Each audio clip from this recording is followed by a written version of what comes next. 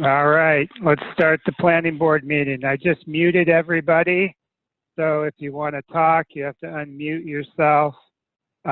We are here for the June 11th, 2020 Baldwin Planning Board. Counting the board members, 1, 2, 3, 4, we got a quorum. So we have a interesting agenda tonight. For those of you who did not see on the website, the agenda has 5 official matters on it.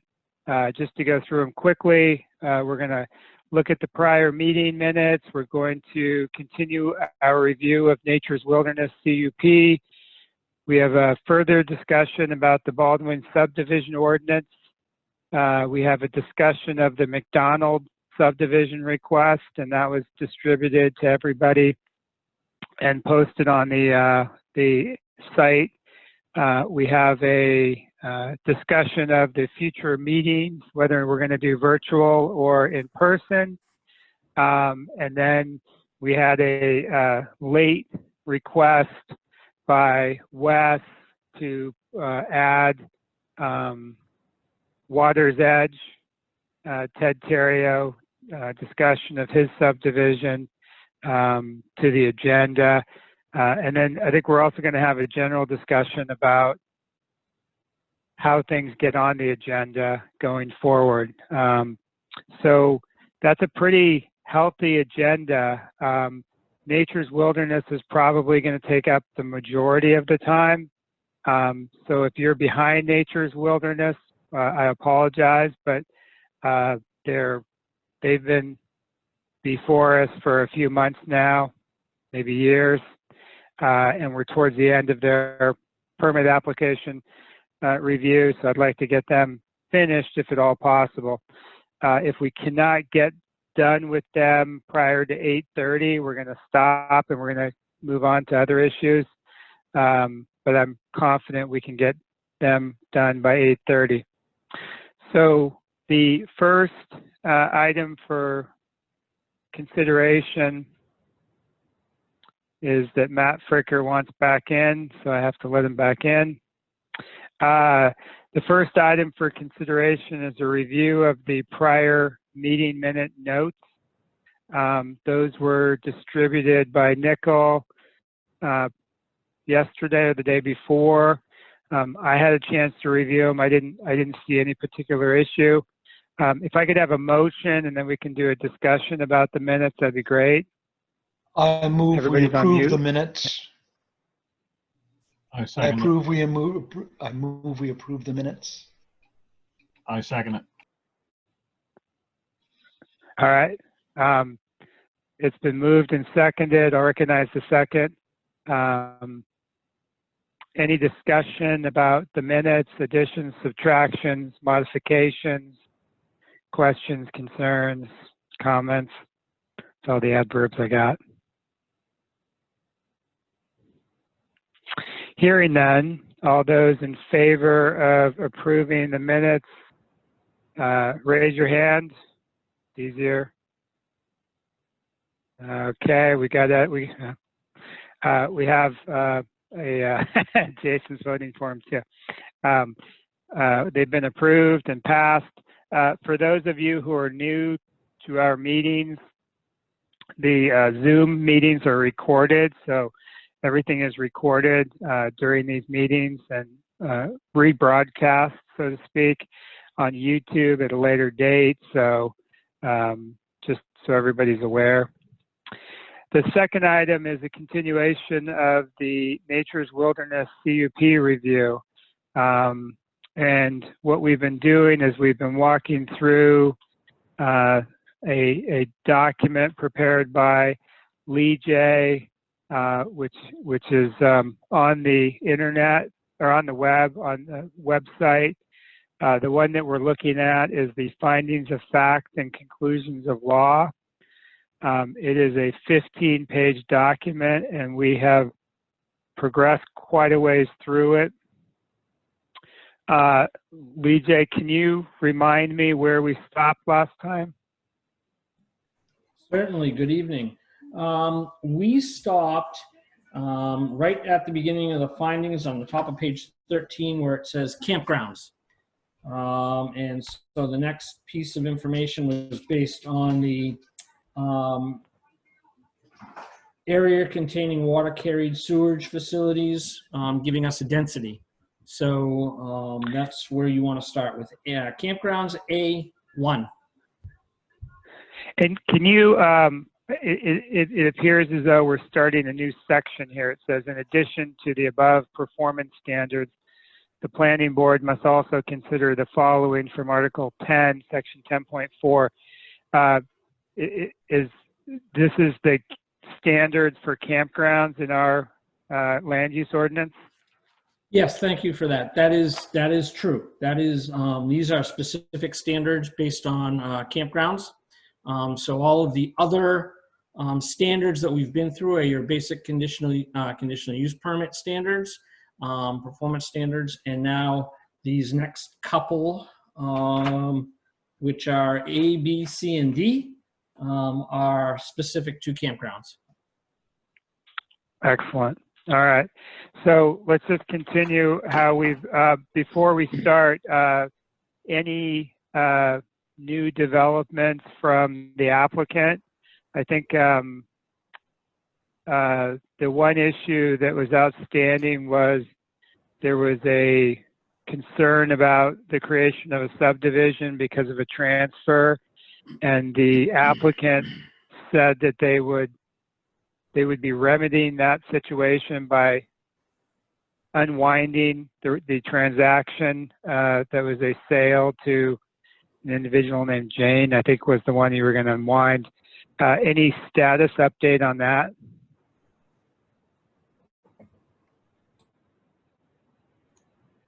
Yeah, we're working on getting everything taken care of. It's being turned back to the LLC, though. We'll have that done, I would assume, by the end of next week at the latest. We're hoping for midweek. Once you get that done, can you send me or Nicole an email confirming that it's done? So, you know, I think I indicated to you we would not consider final approval until we had that done. So just if it's done before the next meeting, we can keep you on the agenda and keep moving forward. It will be done before the next meeting. And I've talked to Ben Thompson about getting stuff switched around. We're on track to do it. It's just, it's taking some time, but it will be done. Perfect. Perfect. So Jason, the reason that we had you here was that if you look up, well, you all can't necessarily look up, but if you're looking in the document, one of the things that the campground wanted to do was to have a fireworks display, or the ability to have a fireworks display. And there was some discussion amongst the board about what would be appropriate for that setting. And I think we decided on, with the applicant, that it would be limited to 5 times per year. And the applicant would be able to choose the 5 times based on their particular needs, desires. There would also be a notice requirement where the applicant would notify both the fire department and abutting landowners that the fireworks were going to happen. And this is really, you know, so people can take some protective measures if they have animals that are particularly sensitive to it, or, you know, other considerations if they sleep during the day and they need to figure out how to deal with it. So those were 2 things that we kind of worked with them on. But I think the board had some concerns about the safety aspect of the fireworks display. There are what are called, I don't have the name in front of me, but essentially qualified pyrotechnics folks. There's a there's a qualification that you can get. And those are, from what the applicant said, those are typically on the larger displays, and that what they were thinking was some of those 5 would be personnel from the campground would be doing a more something you could buy at a fireworks store instead of professional fireworks. That there may be professional fireworks, but their thought process is the shows would be more things you could buy off the shelf.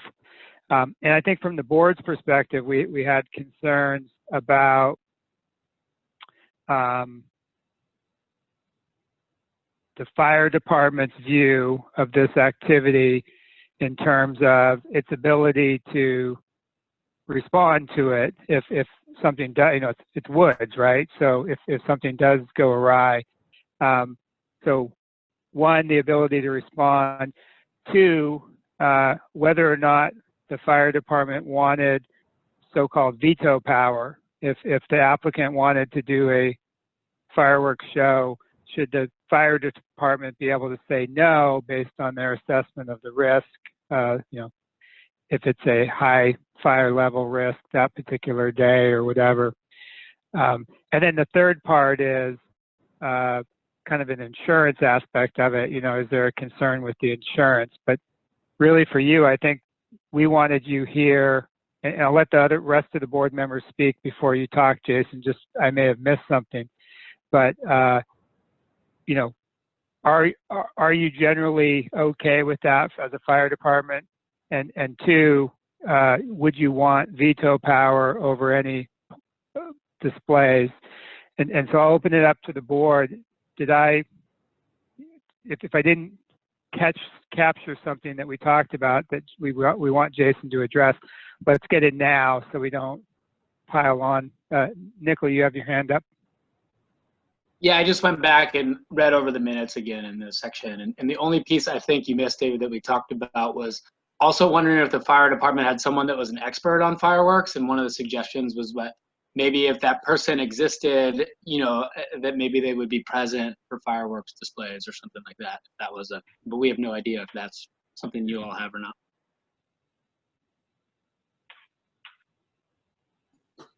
Any other board member want to talk before Jason chimes in? I don't see anybody else. So yeah, Jason, can you kind of give us your thoughts on this? Yep, certainly. Can you guys hear me? We can. Okay. We do not have firework experts by any means, but what I certainly can do is reach out to the state fire marshal's office and get just a small guideline as to there's many volunteer fire departments around here that will do like a standby when there is a firework display that's about to take place. And there's a certain guideline that you have to follow as far as setting up a perimeter to check before the fireworks are shot off and then after to make sure that no structures or none of the adjacent area had been compromised by fire by any means. But in experience from another town that I was on the fire department in, we always showed, like say the campground wants to have fireworks, they need to make contact with the fire department prior to, not just 2 hours before, but maybe a week notice. I think a proper thing to do would maybe even put it in the shopping guide, displaying that there's going to be fireworks at such and such an address at such and such a time. We do that like if we're going to do a training burn or something, just to make the area aware and things like that. But I would say that the fire department would need to be present. We do have forestry trucks for fire suppression in wildland areas and stuff. That's kind of a common rule as far as any town goes when fireworks are being shot off. So as far as the power of saying yes or no, you can't have fireworks, that would be, I believe you have to acquire a burning permit to have fireworks as well. So that would be up to the state of Maine, the forestry department, as far as, because they regulate when we can have burning permits and when we can't, on a high class fire danger day and such. So that wouldn't necessarily be my discretion. But I do believe that the fire department should be, on standby an hour prior to an hour or two after the fireworks to make sure that there's no extension of what the fireworks actually were. Well, I think that's a great answer. I mean, it's very informative to me. Board members, do you have anything kind of as a follow-up to that?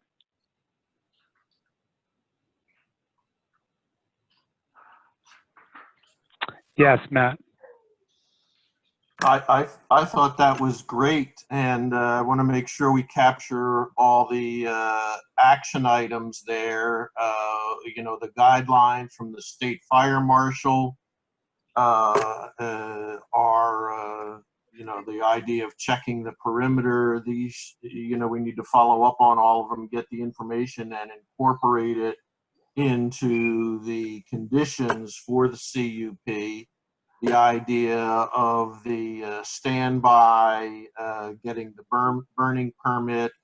It's very interesting, though, Jason. Tell us a little bit more about this, the equipment you have for woodland suppression. That's not a normal fire truck? It's some kind of special equipment? As you know, a wildland fire doesn't have access to the actual fire like a building fire that has a driveway and such. So we have a couple all-wheel drive forestry trucks that we can take just about anywhere. We had a 7-acre woods fire over in Cornish this spring, and it was a goat path 2 miles up into the woods, and we were able to access the head of the fire with these vehicles. And the suppression equipment you use is totally different than any equipment you would use on a structure fire or a vehicle fire or anything such. They're high pressure pumps, and on these fire engines we have, they're called volume pumps. They move large amounts of water, but not at a high capacity of pressure. These pumps that are on the forestry trucks are high pressure.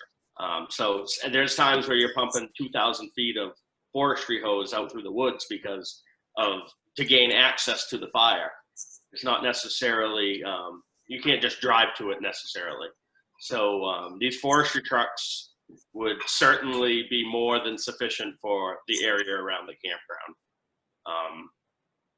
I've ridden around there on my side-by-side, just kind of checking, the area out in case we were ever in a predicament where there was an emergency situation up there, kind of just pre-planning. And I haven't found anywhere that wouldn't be accessible for suppression yet.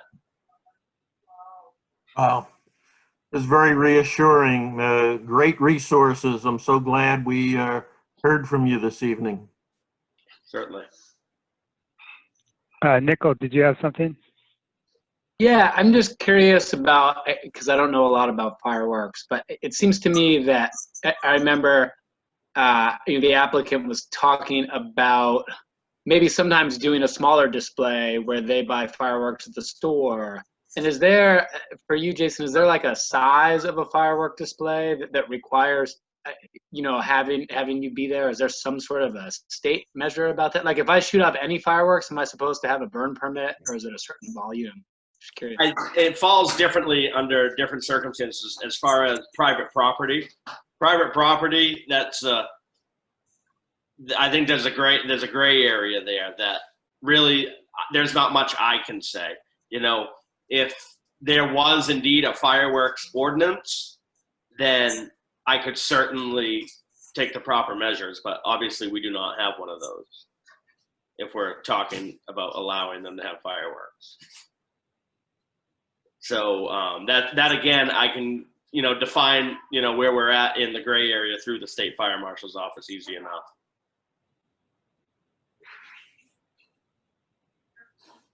Anybody else? Gary or Jeff, do you want to comment on it? Yeah. I'll just, before he drops off, switching gears just a moment. I'm not sure if you've had a chance to look at the dry hydrant that we're proposing on the pond up front. You know, a lot of towns are kind of, some prefer the dry hydrant mechanism and others prefer just to kind of throw a screen suction hose in a pond. We want to make sure we give you what you want. Did you have an opinion on, have you seen the plan in that regard? And did you have an opinion on what you guys wanted? Because we want to make sure we give you what you want. I certainly have seen the plan as far as the dry hydrant goes. I think if a dry hydrant were to be installed, it'd be more beneficial to the campground as far as insurances and such. But from my perspective, I would rather pull up and throw what we call a couple lengths of hard suction and a floating strainer in the pond. It doesn't take that much longer to do, and in a couple aspects, you know, a floating strainer and a couple lengths of hard suction makes you more mobile. You can throw that in anywhere. You can throw that in anywhere of that pond. If for some reason, you know, something was obstructing that hydrant or anything, a floating strainer is just about bulletproof. You can throw those things anywhere. And, you know, you're sucking off the top. These dry hydrants, they sit a lot. Without being used, they get a lot of sediment in them, and next thing you know, a truck's hooking up to them and they're pulling, you know, no water's been pulled through that thing in a year's time since it's been flushed, and you're pulling grit and gravel into your pump, and you've destroyed a $15,000 pump. It's just, I'll use it if it's there, but my chances are I'm going to use a floating strainer and 2 lengths of hard suction. Okay. It's just, we do that a lot in town. We use that a lot of other places because our dry hydrants we just run into continuous problems with them. And it's easier for us to just throw those floating strainers in. Okay, because obviously that's really putting that there for you. Right. So if you prefer the suction strain, we can, you know, I guess it's up to Gary if it makes a difference for his insurance, but you know, we're not married to putting that in. Certainly it's really whatever works for you guys. We want to facilitate what makes the most sense for you guys. You know, if you were going to spend the money on a dry hydrant, I'd almost rather see you save some funds and maybe buy us 2 lengths of 20-foot suction and a floating strainer versus, you know, maybe, you know, one hand washes the other in that aspect. I'd rather see that than the money on a dry hydrant. But thank you. And I think the only added concern with that is that the campground has their own fire suppression truck on site. So, you know, whatever you need for that too, you got to think about that. If you guys can't do suction with your, I don't know what you have or what you can. We have a floating strainer with ours. We can take it right off the top of the pond as well. Okay. Okay. Cool. And we would defer to Jason on what's better. I don't think the board has any opinion beyond Jason. But Bob, did you have a question, comment, concern? Yeah, you're on mute. You got to unmute, Bob.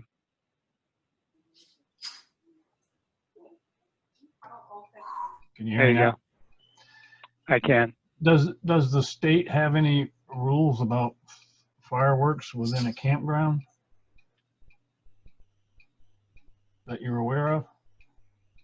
not that I am aware of, Bob. Yeah, I'm looking at, since, you know, Google is very easy here to serve up stuff. I'm looking at the Office of State Fire Marshals for the state of Maine on their webpage, and they have a section under professional fireworks and retail sales information. And under there, they have Chapter 21, Rules for the Display of Fireworks. And under that, it's a Microsoft doc, but they talk about distances from where the fireworks are being shot off, that there shouldn't be anybody in tents within the discharge or display area. Where tents are permitted in the fallout area by the operator, such tents should not be occupied during display. I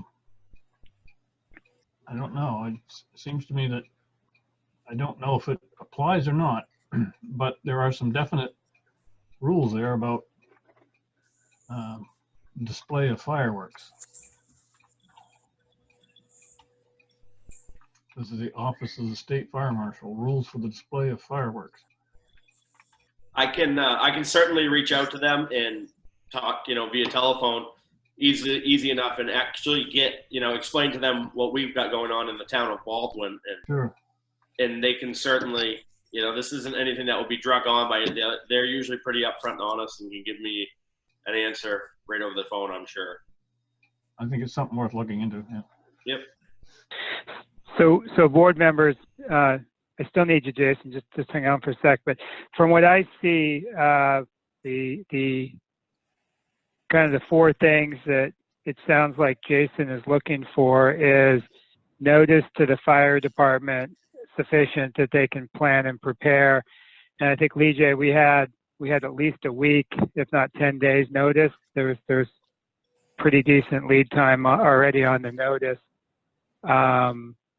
The second would be that the applicant obtain a burn permit for the time that they're going to engage in the activity, and that would protect against high fire level danger at times. That if you can't get a burn permit, you shouldn't be firing fireworks off. The third would be that the fire department be on site. It's only 5 times, so it's not a huge issue, and I think they would be charged with the responsibility of making sure that the state rules regarding the state fire marshal's rules regarding fireworks are complied with. And it sounds like Jason's not totally sure what those are. He kind of talked about a few of them, that there was a protocol about checking before and after. Bob, sounds like there may be a couple other regulations about the distancing from different structures. But to have them on site for the fireworks display, I think it would make everybody feel a lot better, and it's not a huge imposition, as it's only 5 times a year.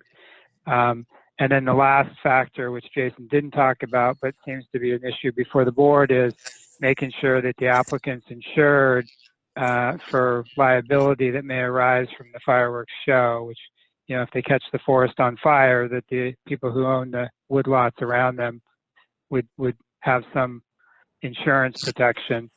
I think you're going to have that insurance anyways to operate the campground, but I think those are the 4 factors as without getting into the details of what the state requires.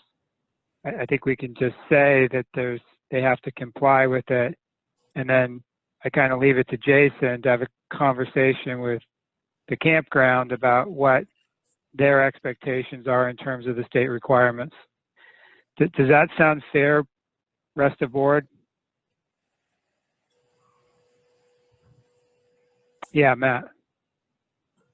I think you covered it well, David. So there's the 5 things: the request, the state fire marshal compliance, being present on site, getting the burn permit and stuff. As far as the insurance goes, I'd like to see us get a letter from the company or the underwriter or whomever that provides the insurance to Nature's Wilderness, that explains to the board what the liability coverage that Nature's Wilderness has, specifically as it pertains to any issues or damages that arise out of fireworks, and that would be damage to land abutters, Nature's Wilderness itself, or town property. So if they can, if the insurer for Nature's Wilderness can give us a document that we can incorporate into the CUP, I think that would be the clearest way to understand the liability issue. David? Other board members? Yeah, Lee. So, yes, I've got all of this down and it will become a condition of the approval. I'll be tightening the wording up.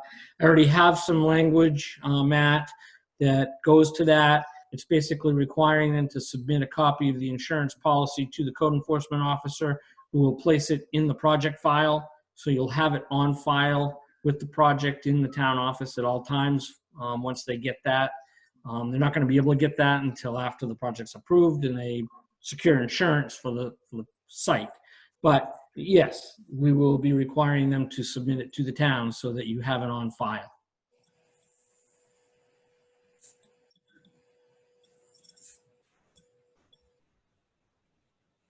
Well, are we, so we're assuming that somebody on the planning board or somebody in the town or you, Lee J, would need to read that insurance binder and then find the section that specifically applies to fireworks if there is one. Yes, I would, under most circumstances, that's usually the code enforcement officer who would review that information and make sure that that's covered appropriately.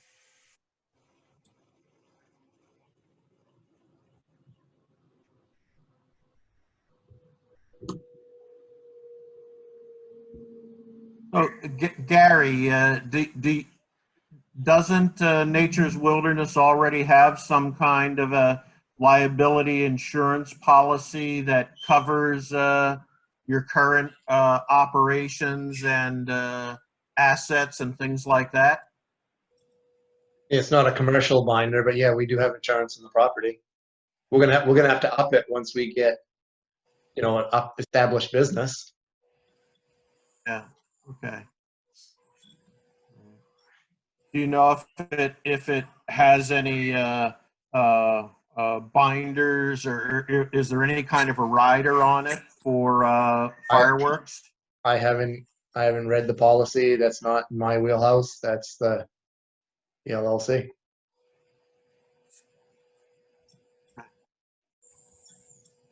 But I think what we're saying, Matt, is they have to have coverage for fireworks. Well, here's my experience with insurance. Being the treasurer for the library, and we have a thick binder, and whether it's bats or floods or these policies are so dense, and there's so many paragraphs and riders and things like that. My experience is you need to ask the insurance company what the coverage is or is not, because otherwise you don't really know. Because there's exclusions to exclusions to exclusions. Right. Yeah, Nickel. I agree with Matt. I mean, as someone who insures a wilderness therapy program, right? I have to go to our insurance company and be like, here's the scenario, is this covered? To get an answer. And I think that if this happens afterwards, I don't know the right language, but somehow we do need to condition, I think, making sure that certain things are covered. I would need to think more about that, but I like what you're saying, Matt. All right, well, Lee J, if you could suggest language, I think the next meeting is trying to fine tune that language. So if this is a particular concern for certain people, let's, put an asterisk next to it in your notes, and that'll be something you'll pay particular attention to before we vote on the permit. So from my perspective, I think we've exhausted the fire issues surrounding fireworks. Does anybody else on the board have anything else, or can we? I mean, Jason, you're more than welcome to hang out with us and enjoy a Thursday evening with us. But if nobody has questions, I just want to give him the clearance to drop off if he wants to. And I don't see anything, so. I'll certainly make contact with the state fire marshal's office and get a flatline answer as to what, their regulations and guidelines are to the campground fireworks. But I think we made some progress as far as establishing that the fire department needs to be there and such. And I think we're headed in the right direction. Sure. Yeah, if you could just give that information to Gary and I can distribute it to the board if there's any questions on that. Gary, you were going to raise your hand. Yeah, Jason, just get the difference on consumer fireworks and legit show of fireworks. Certainly, yeah. Get the different rules on that. If it's something I can go to Wyndham Fireworks and buy a couple little bottle rockets. Right, certainly, which there'll definitely be different guidelines. To be completely honest with you, I believe the guidelines through professional fireworks are a lot stiffer and harder than they're going to be for, essentially you going to Phantom Fireworks or wherever and buying your own. And that's all we're looking to do is going to Phantom Fireworks, Wyndham the fireworks store. That's all we're looking to do. And I can get both. I can get both sides of it, so we know where we stand with that. Yeah, I priced out a legit pyrotechnics, and it's not going to happen. It's way too much money. This is going to be off the shelf from Wyndham Fireworks or Phantom, whatever. That's what we're looking to do. Yep, and like I can get that information very easily. All right, thank you. Yep. Awesome. All right, so going back to the documentation that we were working through. So we're looking at page 13, campgrounds, and just to apologize, we started the orientation on this and then we went sideways with Jason. No offense, Jason. But we're looking at the standards for campgrounds in our conditional use, or our ordinance. The black is the ordinance language, and then the red is the additional language that Lee J has added, either based on the plans or based on things that the applicant has said. So in going through those, talks about campgrounds shall conform to the minimum requirements imposed by state licensing procedure. Talks about water areas containing water carried sewage system, RVs and tent areas containing approved water carried sewage facilities shall meet the following criteria, and it lists 3 criteria. The first one is it's a minimum size, and Lee J has looked at the sizing that they have and shows that they are compliant with that. Yes. Another one is those numbers are going to change, David, because the change in, the acreage and the number of units that they're now seeking approval of. So I've got that information, and that number is going to change way above 5966. Right, so yeah, because of the density. Yep. Perfect. They second one talks about off-street parking, and we all looked at that earlier, that the parking for the different sites is sufficient. And then it talks about the items that need to be there: picnic table, trash receptacle, and fireplace. And the design plan showed that each one of the sites had those individual features. Any questions on that one? Then B talks about areas without water carried sewage facilities. And that one says not applicable. And Lee J, can you just explain why that's not applicable? Well, when this process started, and maybe it's changed, I was under the assumption that there were no non-water carried sewage facility locations. Is that still the case, Jeff or Gary? Yes, that's still the case. Okay, so there's no remote sites. That's why I put not applicable, because it just doesn't apply to this approval. Perfect. Next is setbacks. Talks about the area intended for placement of RVs, tents, shelters, utility and service buildings, minimum of 100 feet from the exterior lot lines, 100 feet from the normal high water elevation. And it looks like Lee J looked at the application, and those look like they were compliant with those. Correct, yes. Screening should be screened from the adjacent land areas. Continuous landscaped area, not less than 25 feet. Shrubs, trees, walls, combination to form a visual barrier, not less than 6 feet high. And the only question I had on this was if you look at the trail, the ATV trail, the motorized vehicle trail that you're going to have on the property, is that set back at least 25 feet from the property line? Okay. Gary's nodding yes. And I is guess, there? I guess I would say that doesn't necessarily pertain to trails and such. It's more about protection or impact from campsites to the abutting neighbors. Okay.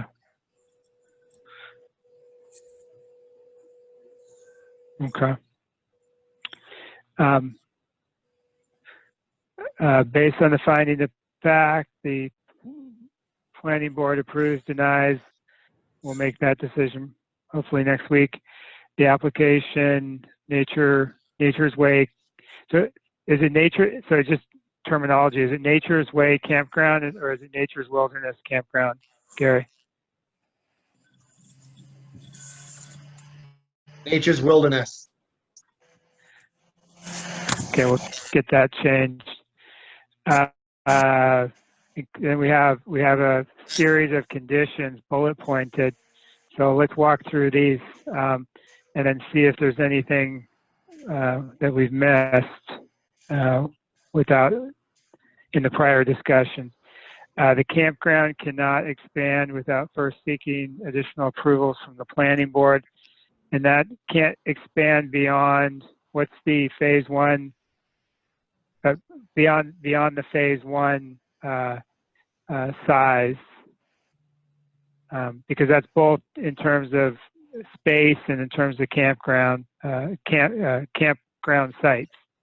So you can't increase the intensity of the use without seeking additional approvals from the planning board for phase 2, 3, 4, 5, 6, whatever happens to be.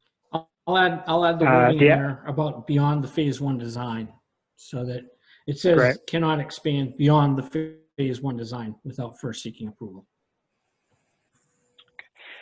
Second bullet point, the applicant shall be responsible for watering Marston's Road during the dry spells in order to keep dust at a minimum for abutting residential properties. I think we changed the language in that above. So, Lydia, if you could just copy that language above. There was some disdain for dry spells.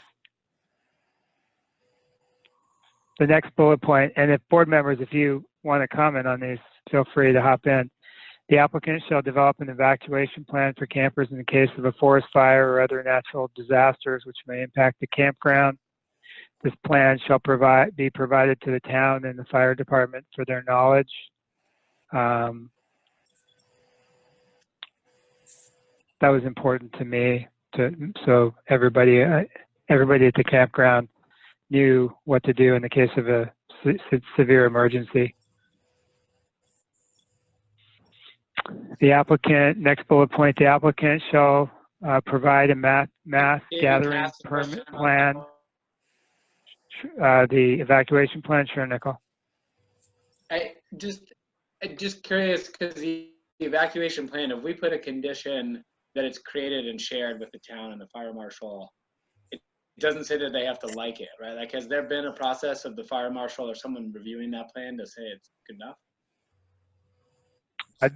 They had a conversation with the fire chief already with regard to what they wanted in terms of an evacuation plan. And it was a rather meager ask by the fire chief. And so I think that they've already had those discussions, and the basic plan that they had was already okay with the chief. So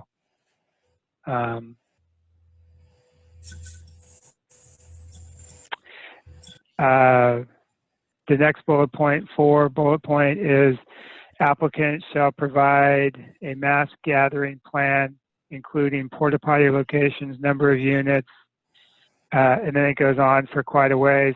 So I don't think this is applicable anymore because they've indicated they're not going to have non-guest events.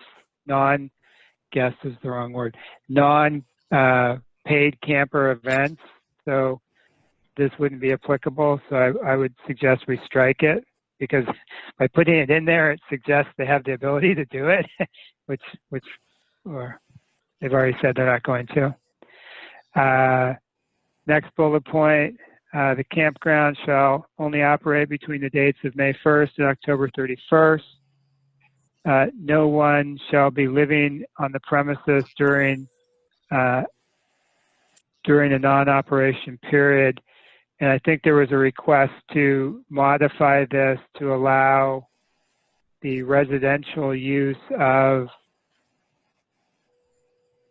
Scott Efron's residential house on the premises.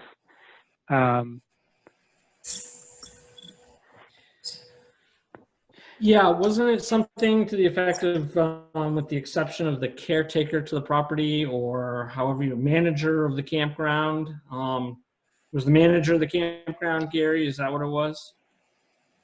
Manager of the campground, groundskeeper, or family. But Efron may stay there during the winter months. Who knows? His daughter may stay there. I may stay there. But it won't be rented.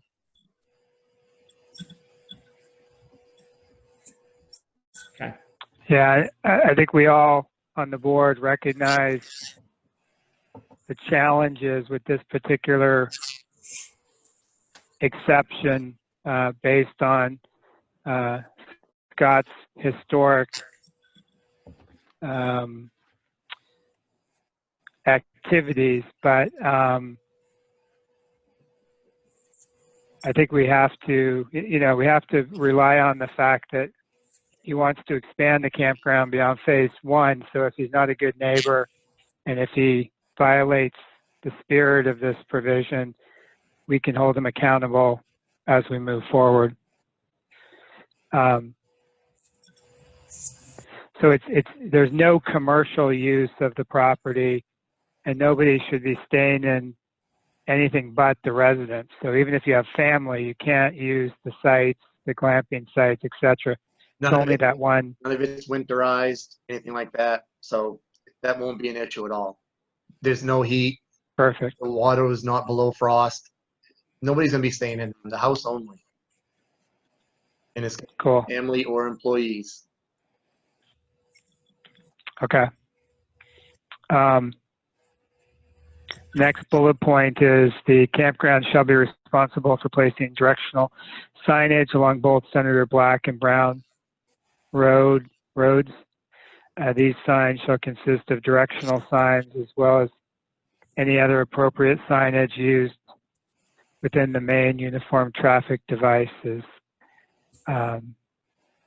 I'd just like to add in that, Lee J, that the signs, that they consult with the town before purchasing those signs. So it's a collaborative effort with the town officials. You want to help me pick the neon color for the lights? I don't want to, but Dwight keeps calling me every day and saying, "What's that sign going to look like? I want to have a say in it." No, but I think it is fair to ask that you just work collaboratively with the road commissioner and the town office, just to, we're not looking for ugly duckling signs. We're looking for something that is effective but not obtrusive. No, I'll match all the signs. Okay. the next bullet point is all ATV and walking trails shall be signed at or near the property lines of the outer boundary of Nature's Wilderness property to notify campers of trespass. And so if anybody's done any hiking or biking, they've seen these signs at the edge of trails saying the property on the other side is not part of this campground and you should not go there. Is there any concern on the board about the frequency of these signs? I know for no trespass, what does it have to be every 60 feet? You have to post a no trespass sign. There's some really strict spacing of those, but here, the way this is written is it would be on any trail. Is that sufficient to the board?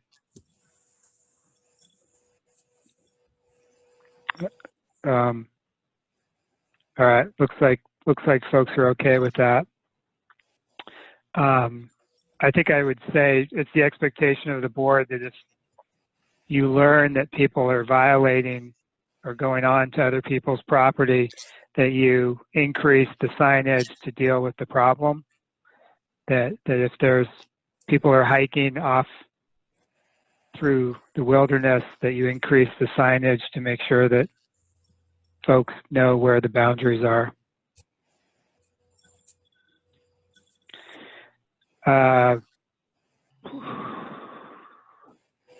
The applicant shall post a letter of credit for the construction of the park based on the phase of development. The LOC shall be rolled over and a new one supplied to the town prior to the initiation of construction for that phase.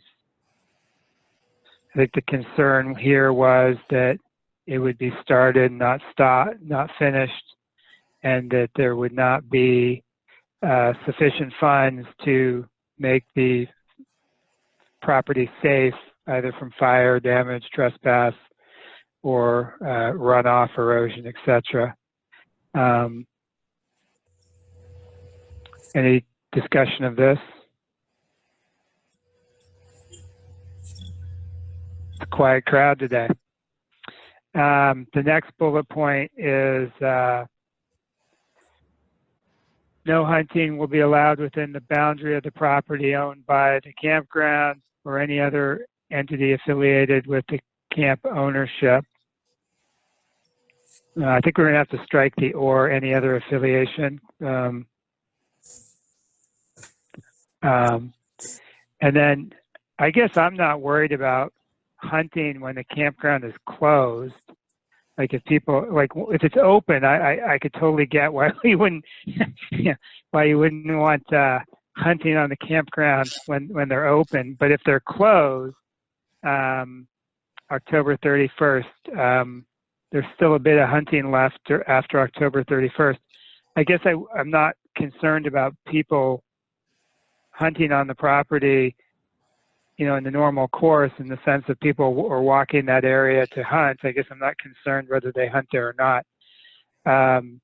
I'll put that to the applicant. Is there any desire one way or the other in terms of hunting while the campground is closed for the season? It would, no, if it's after hours, after the close down season, they can hunt there. But during the campground being open, no hunting. It wouldn't make sense anyways. Who wants to hunt in the campground? Nobody. So I'll just add some wording at the end of after campground, Gary, David, excuse me, where it said or any other entity affiliated. I'm striking that, but I will add during the campground's operational season. Yep. Yeah. Why don't you put a week before, a week after, just in case there's cleanup going on and stuff. I mean, it's not a huge deal. It's not like the next day they're going to run out with guns, but just put that in as a topic. You know, we can discuss it further, but I don't know, board, do you have any, I mean, we're a community of hunters, although we might not all hunt. So that's a large piece of property to take out of deer season. Looks like everybody's good. All right, the next bullet point is no personal fireworks shall be allowed at the campground. If the campground management chooses to do fireworks display, it must first provide. I think we strike this because we already have the fireworks issue addressed elsewhere with pretty good detail. And everything you talked about tonight will become a condition, so I'm going to be wordsmithing that and cleaning it up so that that is a condition of the approval, which would replace this original one that we had. Perfect. Then the last bullet point is no firearms discharge will be allowed for any reason within the campground or associated property surrounding. I think we have to take out the or associated property. But no firearms discharge will be allowed for any reason in the campground. That seems fair to me. I don't think you're going to have armed security, right? So any discharge would be by campers. Nico, yeah. I just think to be consistent, we would have to say when the campground's open. Otherwise, we're allowing hunting with no weapons. Perfect. I think that makes sense, that the two should be consistent. All right. So I think we've completed the review of this document. Yeah. So there's a second document, which is fairly short. It's 1 page. We should be able to get through it in less than half an hour. Just for the board, again, so Lee J is going to put down on paper what we've talked about for the last 3 weeks. I'll send it out to the board prior to the next meeting, and then we'll have a discussion of whether there are things to add, subtract, modify, and have a real pointed discussion based on what we've discussed so far. So this is not the last discussion of this. So the second document is called Potential Conditions for Nature's Way, which we got to change that to Nature's Wilderness. Well, David, that's what we just went through. So I think we're actually covered. We're all set. Oh, it is. It's the same thing. Yeah. Yes. I had modified it along the way a little bit because we had been having lots of discussions, but I think based on the notes I have and everything, excuse me, we now have at least a draft that I will be cleaning up for you. So yeah, no, we're done at this point. Okay, there's 2 or 3 different bullet points on the second page. Like the final bullet point is slightly different. If you could just incorporate those into the final document. I don't think they're controversial in any way. It's basically saying the applicant's held to the submissions that they've given us, that they have to build it consistent with those submissions. And yeah, that goes without saying as far as I'm concerned. But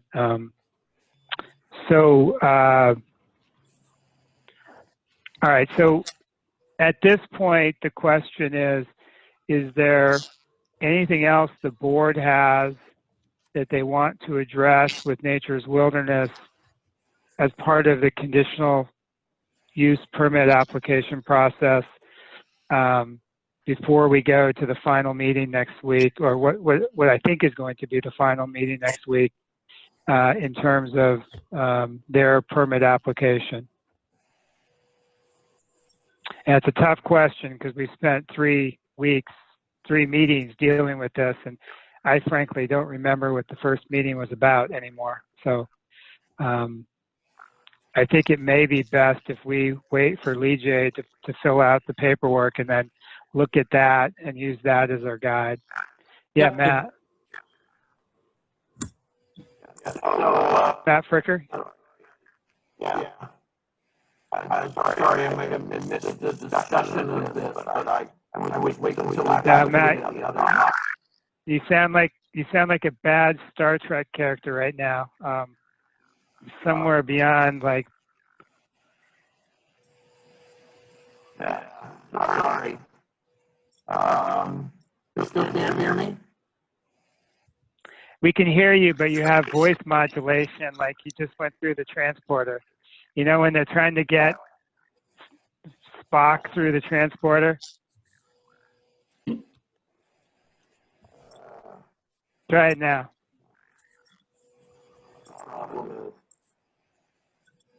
I just wanted to understand the mass gathering plan a little bit. What that mass gathering paragraph in there for? So I think what Matt is asking, because I speak Klingon, that he's asking what the mass gathering plan is and what that would be for. Shake your head if that's right, Matt. Yeah. So I think, Matt, what we decided is that they're not asking for any level of mass gathering at all, that they're having no public events on the site, so there'd be no need to have a mass gathering request. And if you remember, the selectmen actually withdrew the mass gathering. I'm not sure what they called it.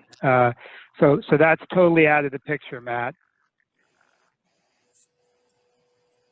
Okay. All right. All right. So with that, why don't we close the Nature's Wilderness part of the discussion? Yeah, Gary.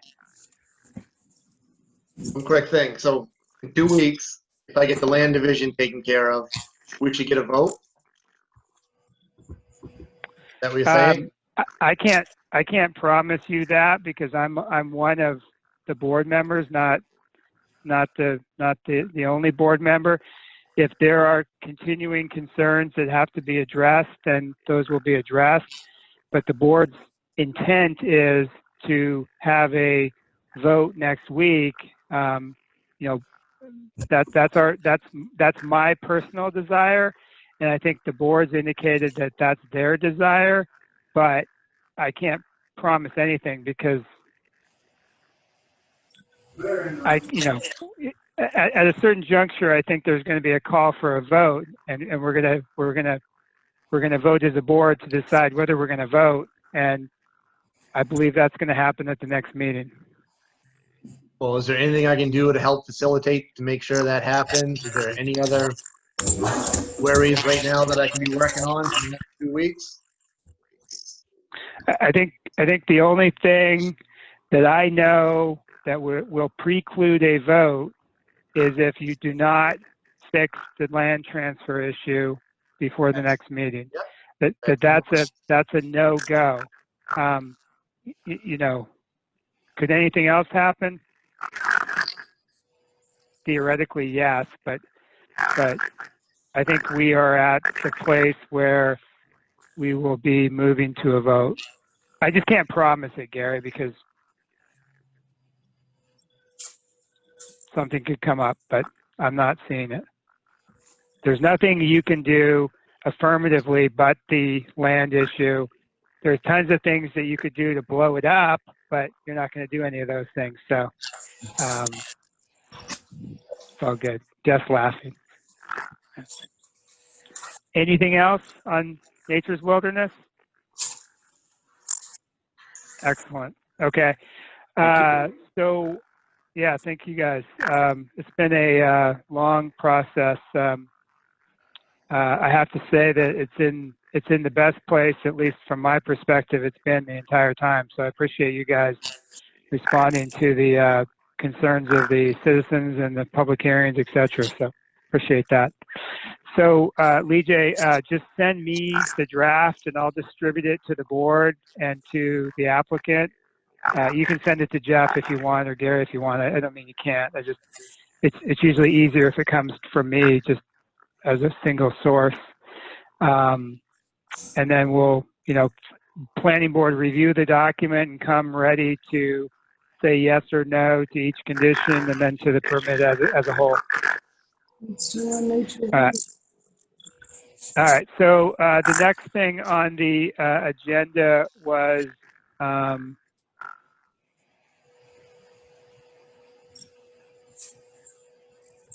I have to go back and find it. So the further discussion of Baldwin subdivision ordinance. So this should be a fairly short discussion. At the last meeting, Bob and Joe presented the issue that our subdivision ordinance is not in compliance with the state subdivision ordinance, and that the state has a rule that if we want to have our own definitions and things, that we have to submit that document to, I can't remember if the Registry of Deeds or somebody, by June 30th. And then there was also the concern of, at next town meeting, are we going to do something to address the differences one way or the other? And Bob and Joe did a great job in detailing the differences.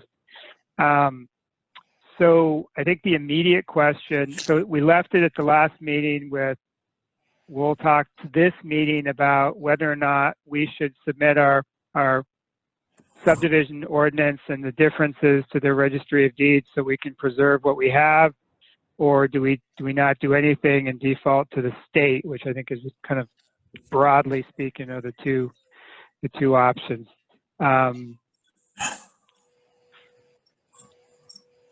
I don't really have a thought. I mean, I'm kind of deferred to Bob and Joe. Really have been the sharp edge of the arrow on this. So yeah, Bob. Okay. I think in a certain sense, we've already defaulted to the state, because when we talked about the Water's Edge development the other day over on Fremont Avenue, in essence, that reading from the state was a default. It was outside of our subdivision ordinance. And there are a number of other issues that are going to be coming up that it would really be helpful to have the state's definitions. Otherwise, we're going to be thrashing around a bit, I think.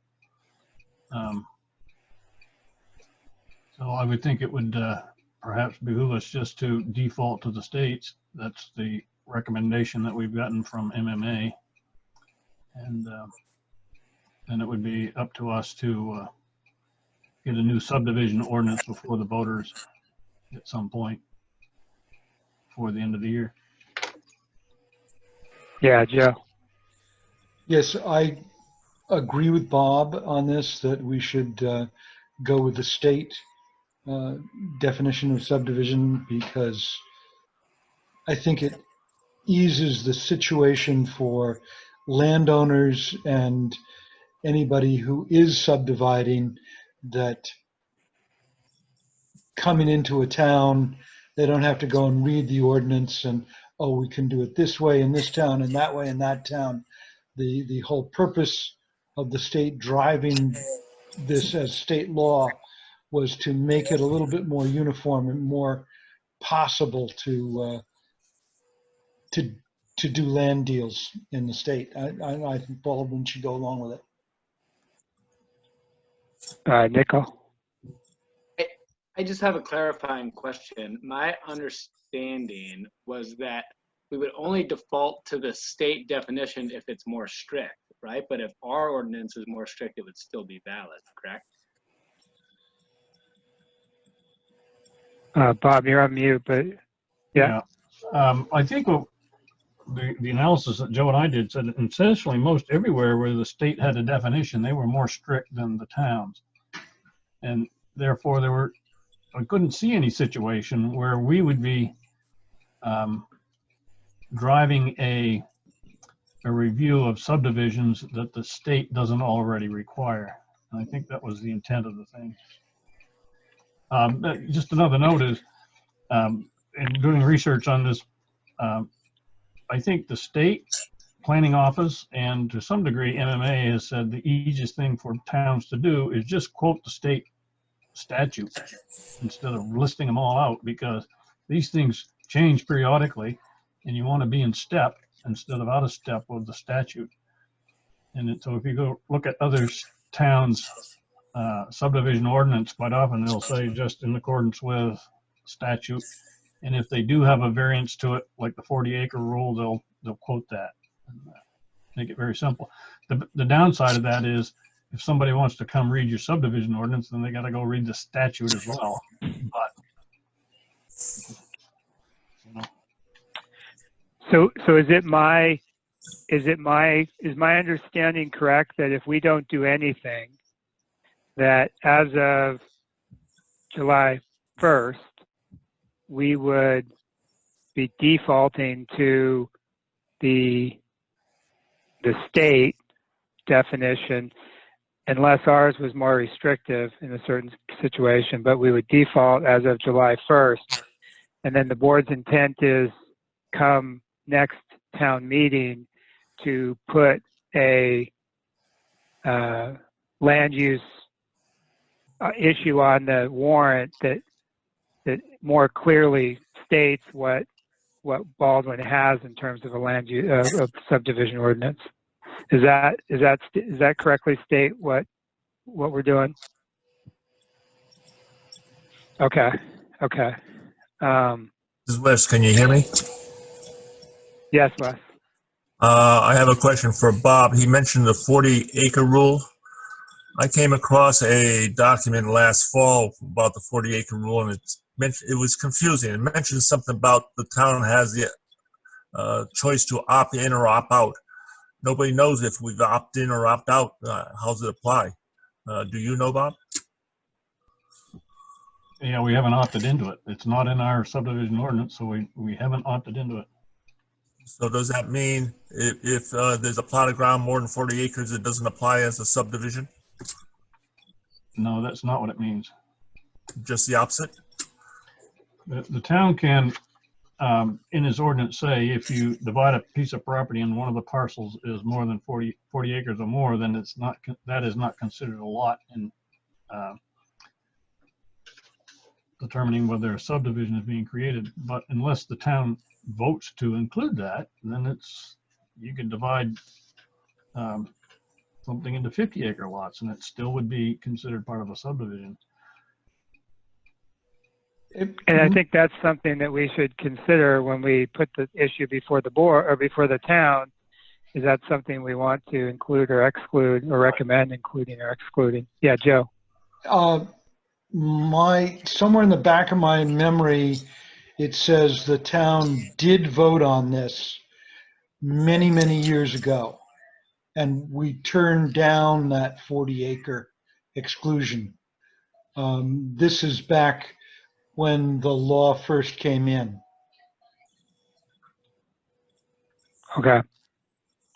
So, all right. So, Dwight, do you have any, if you have any concerns about this approach, can you let us know? Do you have any concerns about this approach from the selectman side? No? Okay. Yeah, Bob. My last word on it is I would assume that we would want to put something out to the public which says that we're now defaulting to the state subdivision ordinance definitions instead of those that are published in our ordinance. Otherwise, you'll have people confused a bit, I think. Right. We'll have to change the website too and make sure it's clear. The link to the subdivision ordinance makes clear. Why don't you put,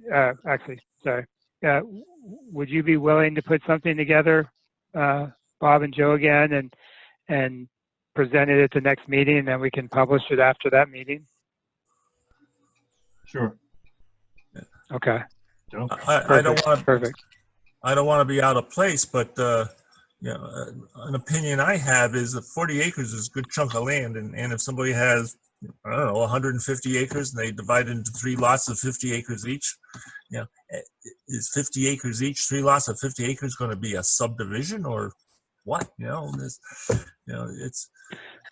anyhow. Well, that's why people vote, Wes. That's why we put it to the voters, because it's their call. It's not, it's not us making this up. It's just we're applying what the town wanted, and if the town doesn't affirmatively opt in, The Okay. town agreed. already voted.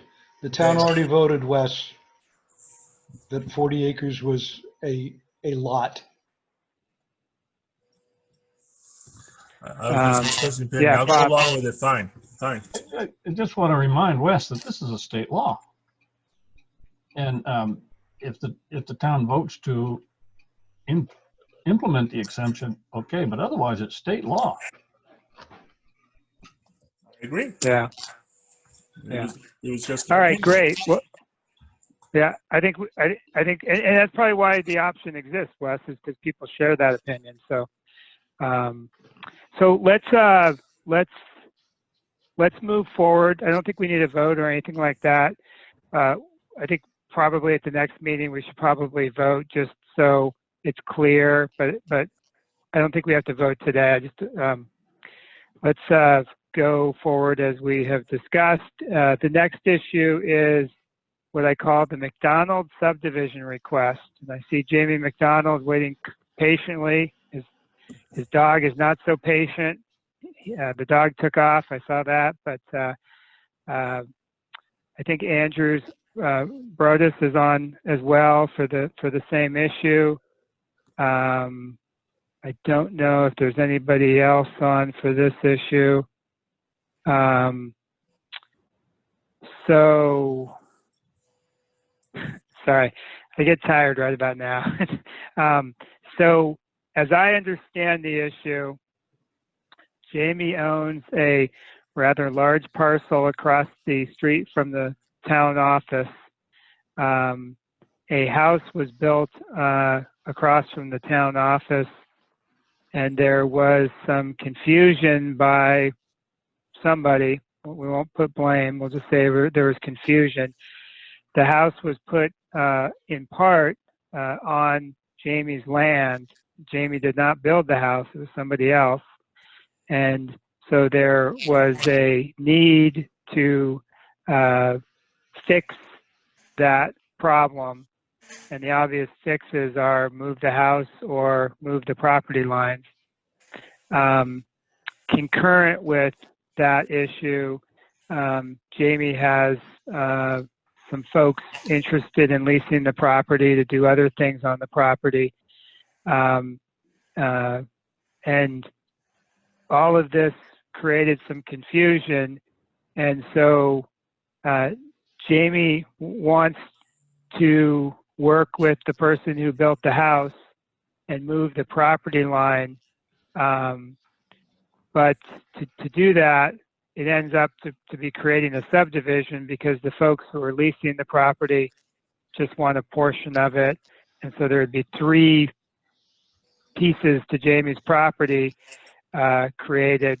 And so he's come to us for a minor subdivision for these basic issues.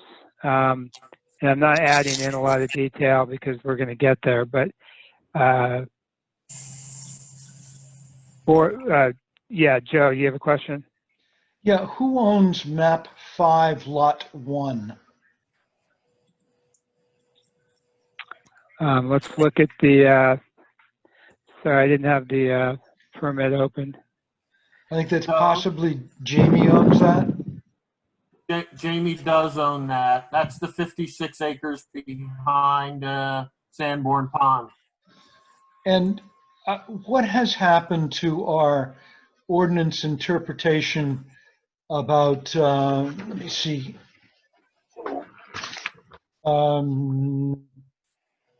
Contiguous all properties. contiguous land in the same ownership, yeah. David Laurie said we couldn't do that anymore. So, but this,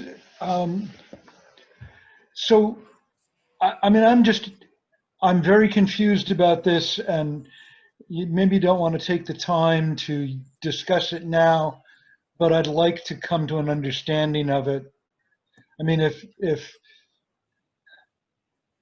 something's been, if it's on one deed, why is it 2 parcels? I don't understand that. I just don't get it. Okay. Well, let's put that in the proverbial bus in the parking lot for a minute, because Yeah. that we don't get to that until we do with other stuff. So, Nickel, do you want to go, or do you want me to let the applicant give a better description of what's going on? Okay, so Jamie or Andrew or whomever on behalf of the applicant, do you want to give a kind of a more nuanced description of what's going on and what you're doing? I just tried to give a quick overview, because go for it. So either one of you, whoever wants to talk, feel free. You're both on mute, so nobody can talk right now. Jamie, I can take you off.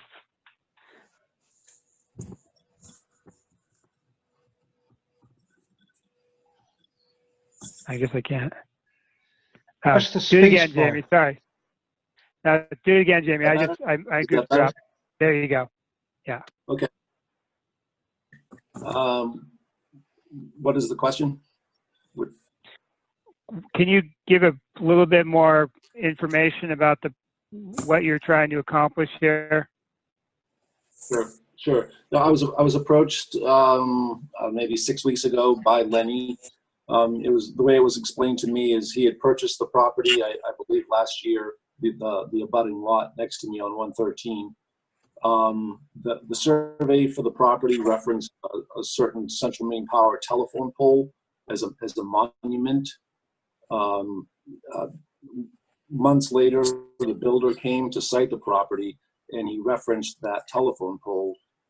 It turned out in the meantime, Central Maine Power had renumbered the poles. So he missed, he missed the entire thing. And just to correct what you had mentioned earlier, David, that I had some folks interested in leasing. They actually are leasing it. That lease has been in effect since November of last year. So I'm bound by the provisions of that lease. So you want to, so whatever your deal with Lenny is in terms of the property, I don't think that really concerns us, but you want to separate out that property into 3, or is it 4 pieces? So it would be Lenny's house property, and then there's a 50-acre piece of property surrounding that, essentially, and then there's an 80-acre parcel, and then another 8.5 acres. So there'd be 4 lots in the subdivision. My understanding is that the triangle there separated by Deacon Road, because it's separated by a road, is a separate tract or parcel, and not, okay. So not really part of this. So the subdivision would be of 3 lots. The 80-acre, the 50-acre, and the 2.5-acre. Yes. I would question whether the Deacon's Road is a road, since the town gave up all its rights in 1921, I think. I could look up the exact date. Is it a private way? I don't even know if it's a private way. Okay. I'm sorry, I cut you off, Jamie. I don't. Perhaps Matt knows. Matt could give some light on that.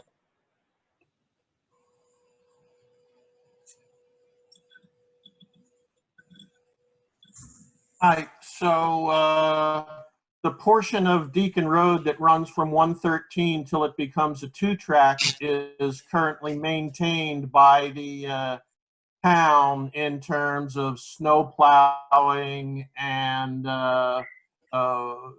maintaining the dirt road in the summer.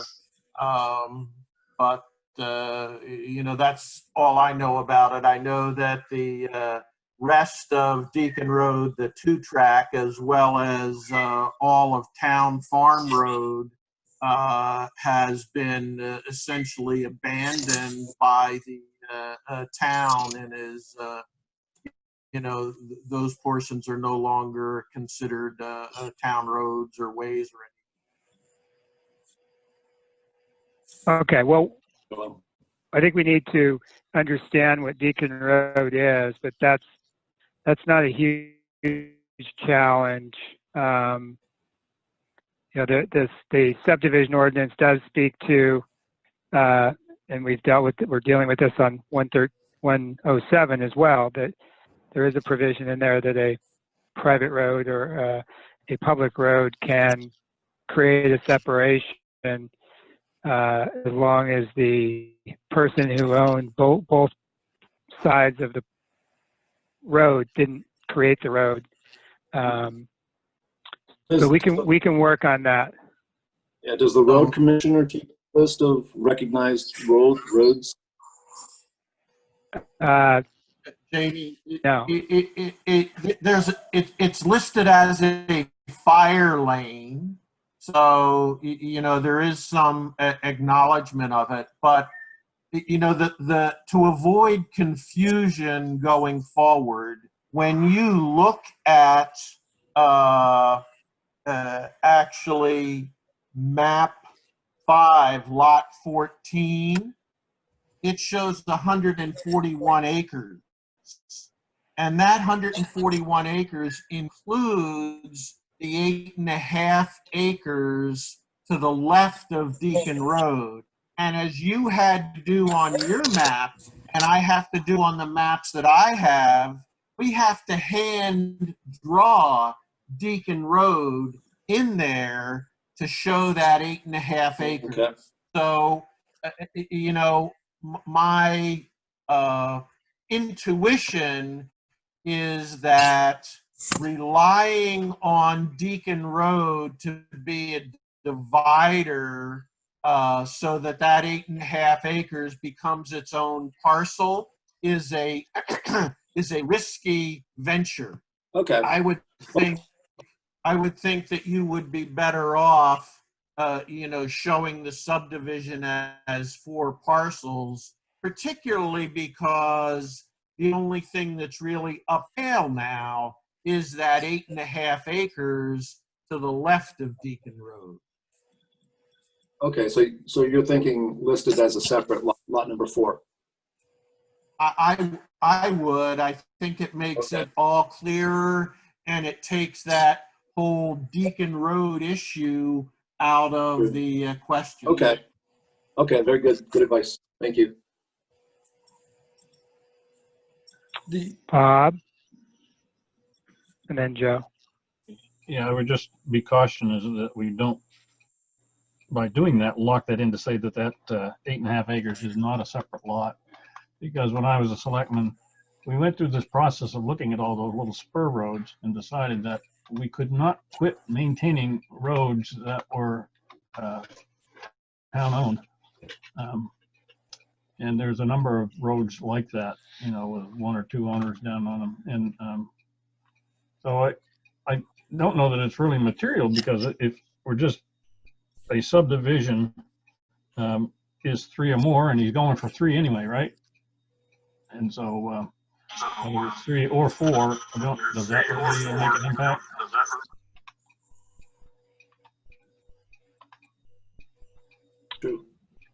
Joe, yeah.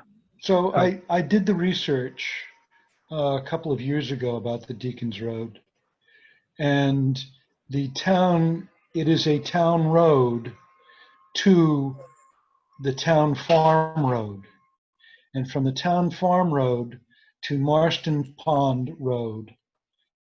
I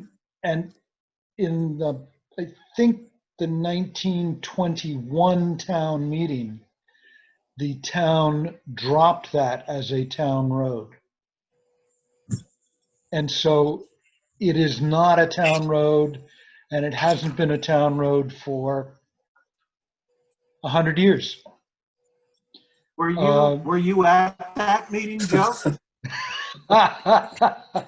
Yes. Sorry.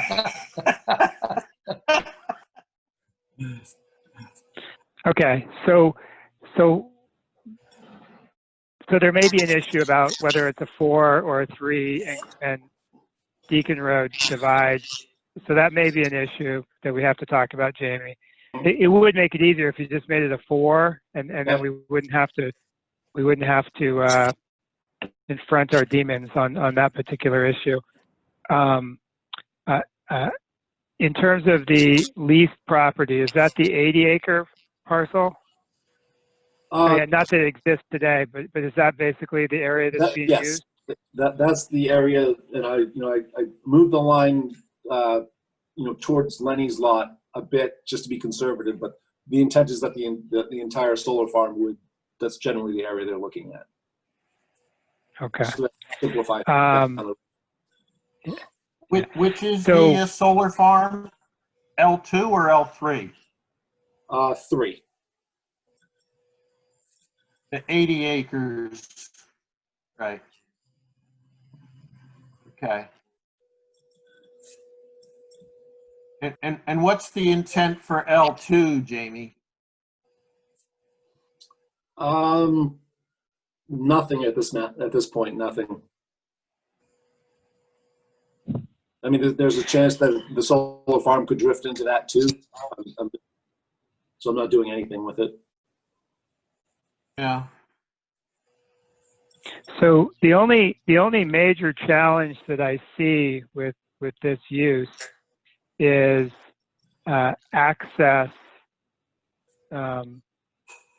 I believe that the subdivision ordinance says that subdivisions cannot directly access, like in terms of driveways, numbered routes.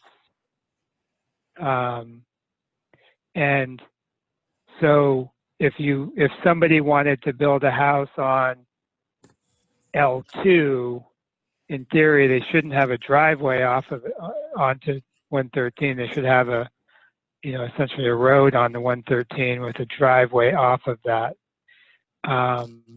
With L3, yeah, I know that's where I'm going. I'm going, James. Yeah. That's where I'm going. So L3 and the 8.5 acre don't seem to be a problem because they could access off Deacon Road.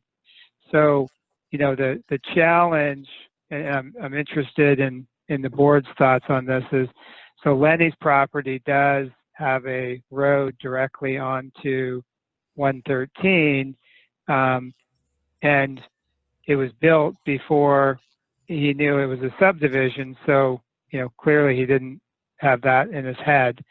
And it's a pre-existing egress onto 113 prior to the subdivision request. There's a bunch of questions here, and I'm just curious if the board has any initial thoughts on this.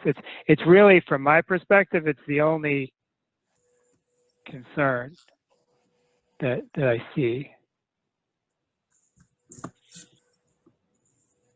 Joe? So clarifying and trying to help our way through this without setting bad precedent. Mr. McDonald has already essentially divided his land in two by renting a portion of it to the solar company. No? The lease is for the entire property. You leased the entire It's not a property? portion. It's Great. Yes. That makes it much easier. Because if it's Right, just I know, two right. pieces of property that we're talking about, and Mr. McDonald sells to Lenny, and after he's sold to Lenny, comes back to us to subdivide his remaining ownership. That makes sense to me. Right. Right. The entire 141 acre parcel is leased. So you want to subdivide the 141 acre parcel, but make it a 139 acre parcel that you subdivide. Yes. Yeah, I want to take care of Lenny. I want him to get his lot. Yeah. Yeah. So Jamie, what, and I'm just maybe missing something. So why would you not why would you not just sell or whatever with Jamie? I mean, with Lenny, make a deal with Lenny on his parcel and leave the rest as it is for the solar farm to lease. Like, and you don't have to tell us, but is there a reason why you don't want to do that? Yeah, the line you see separating the 50 and the 80, that was put forth by the solar company for their own reasons. Okay. So they really only want an 80-acre parcel to use. Yes, and quite frankly, from all my research, and I don't know, you probably know more about solar than I do, is that they would only actually need about 30 for the actual, where the panels go, and then they like to have a buffer around there that they still own because they don't want people, letting trees grow that could potentially block the solar panels. Yeah. Wes would like to say something. Wes can say something. Okay. If the solar farm is leasing the whole property, they have to put a fence up to protect their solar panels and use area. That fence could act as a natural dividing line without dividing the land legally in a deed. And it still would be all one lot, but there would be a physical separation by a fence. Okay.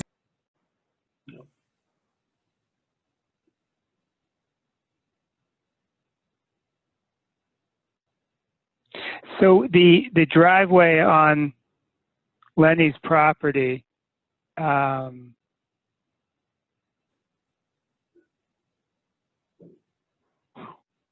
I just don't know what to do. I mean, so what you could do is you could designate that driveway as a right-of-way onto L2, and it could be, the equivalent on paper of a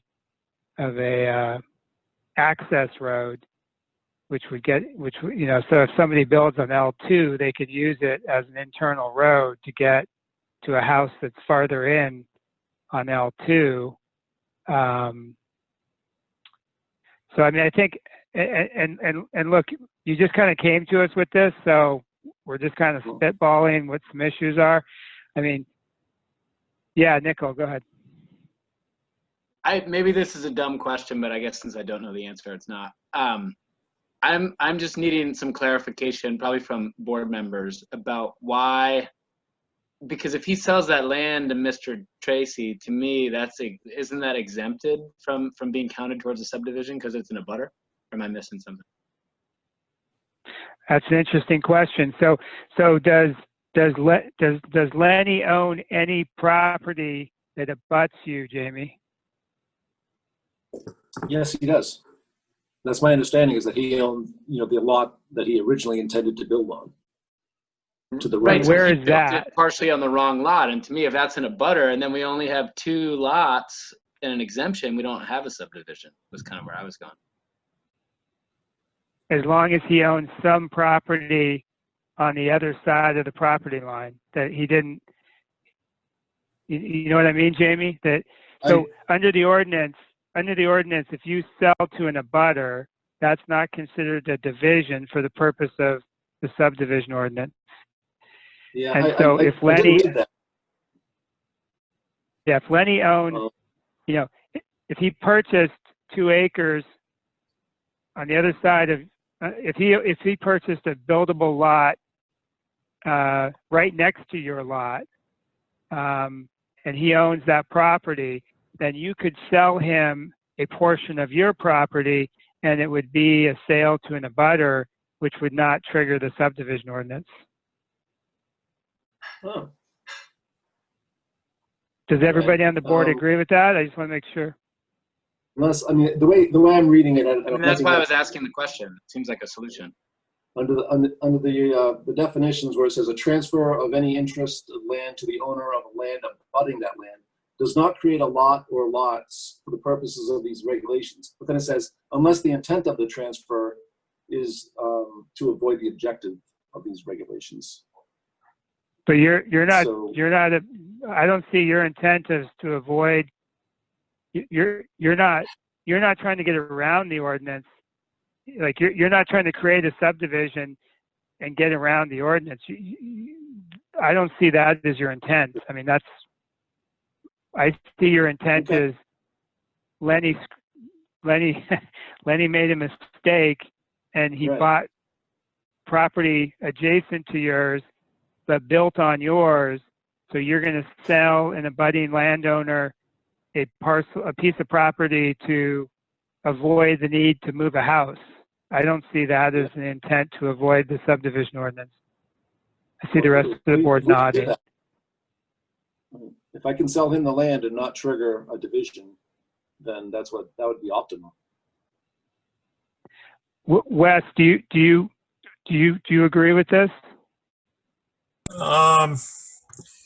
I don't think Lenny owns land next to him. The lot he should have built on is map 5, lot 5, which is about 3/10 of a mile down the road in the hollow down there.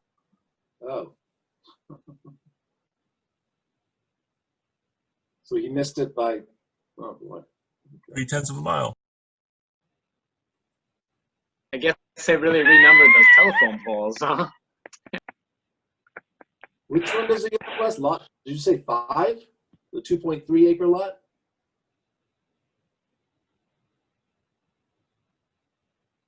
Wow. I thought he just missed it by a couple feet. No.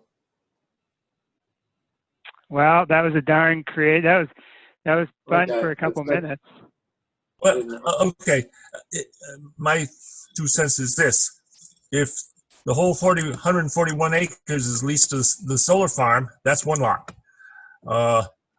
Lenny's is a 2 lot, and that's it. It's only 2 lot. That other lot on the other side of Deacon's Road was there more than 5 years ago, so it is exempt from being any subdivision lot. And so you only have 2. Right, but he wants to divide the 120 acres on the east side of Deacon. He wants to divide that into 2 parcels. So, assuming he wants to divide those into 2 parcels, he's got 3 lots. That's correct. If he wants Bob to and divide, Joe. that's correct. If he wants to divide, but my statement before was when the solar farm puts up a fence, that's a physical division, but not a legal deed division. So it still remains one lot. I would say let's delve a little deeper into the subdivision definitions that we've just been through.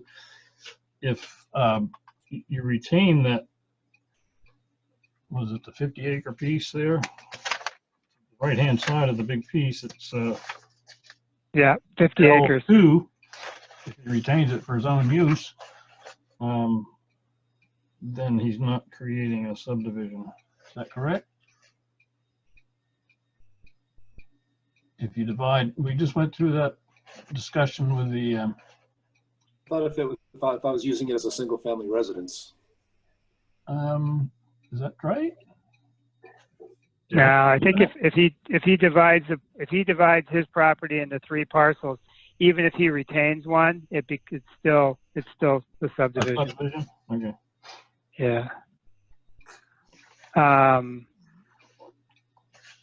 Joe, yeah, sorry. Yes, I want to remind Wes that the Deacon's Road is called a road, but it is not a road. It is as if I drove a car across my field a few times and called it a road and said, I've got a lot on either side of the road.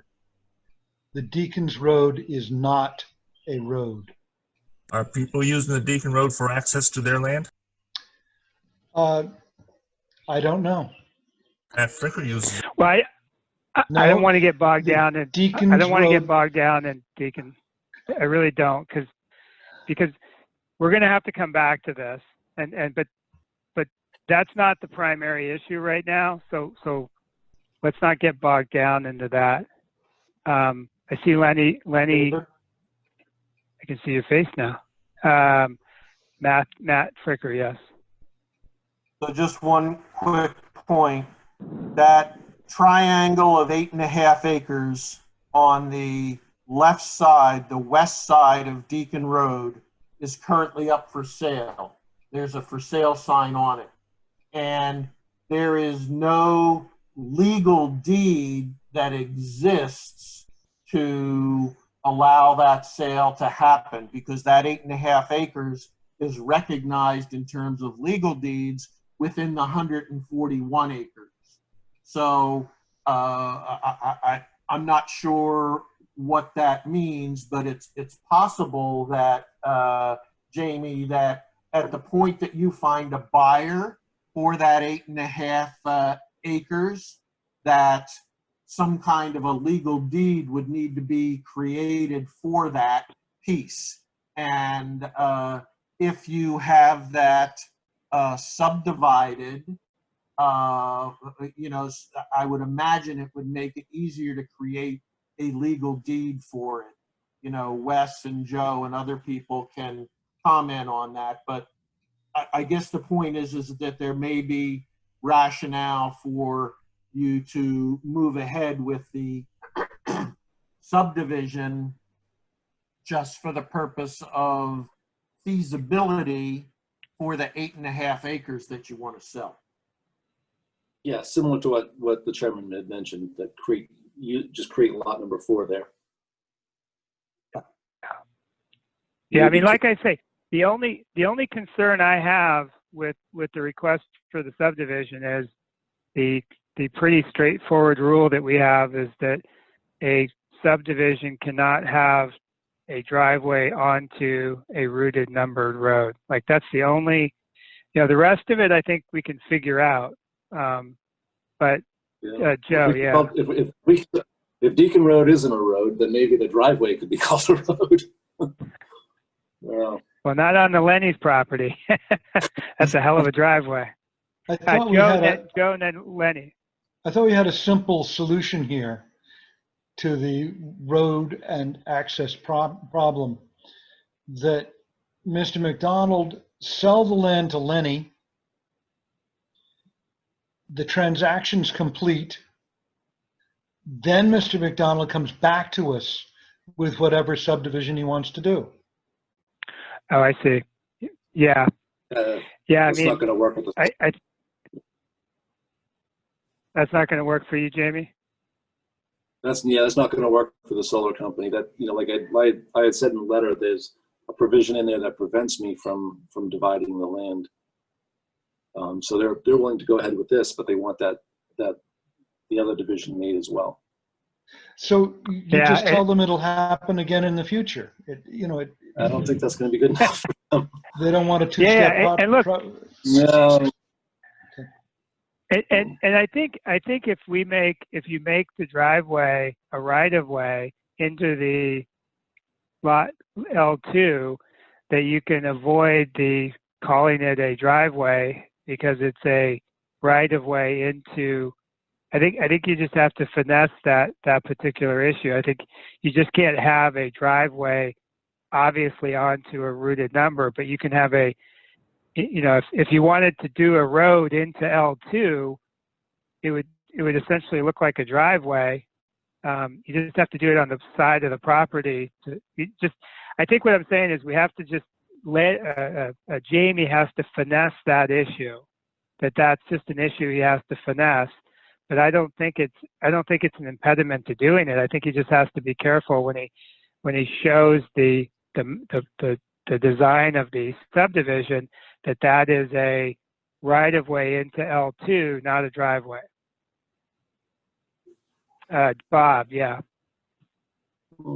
I'm wondering if I could be educated here. I haven't delved into these issues that much, but I'm just looking at the rules here about creating subdivisions. It says, in determining whether a tract or parcel of land is divided into 3 or more lots, the first dividing of the tract or parcel is considered to create the first 2 lots. And so that's just selling the land to the guy who built in the wrong spot. And then the next dividing of either of these first 2 lots by whoever accomplished is considered to create a 3rd lot. And so it creates a subdivision, whether whoever does it. So I don't know, Joe, is how, sell first here, then go over there, would do that. But I don't know. Maybe you can explain that for me. Well, Jamie said it doesn't work, so let's, you know. I see Andrew has his hand raised. It's not normal for somebody to actually use the proper technique, so it's pretty awesome. Andrew, you want to talk to this? Well, I do represent Lenny. I don't represent Jamie. So we're looking at, I think the issue, and we'll speak with Jamie about it, is with this right of way, if it can be fashioned so that we can use it for access to this house, and then future use for this other parcel, I think that could certainly be done. And that would, oh, go ahead. Sorry. Go ahead, Andrew. Oh, and the other issue was Lenny's actual property. Wes is correct. It's not on the budding piece of property. It's about 1,000 feet down the road.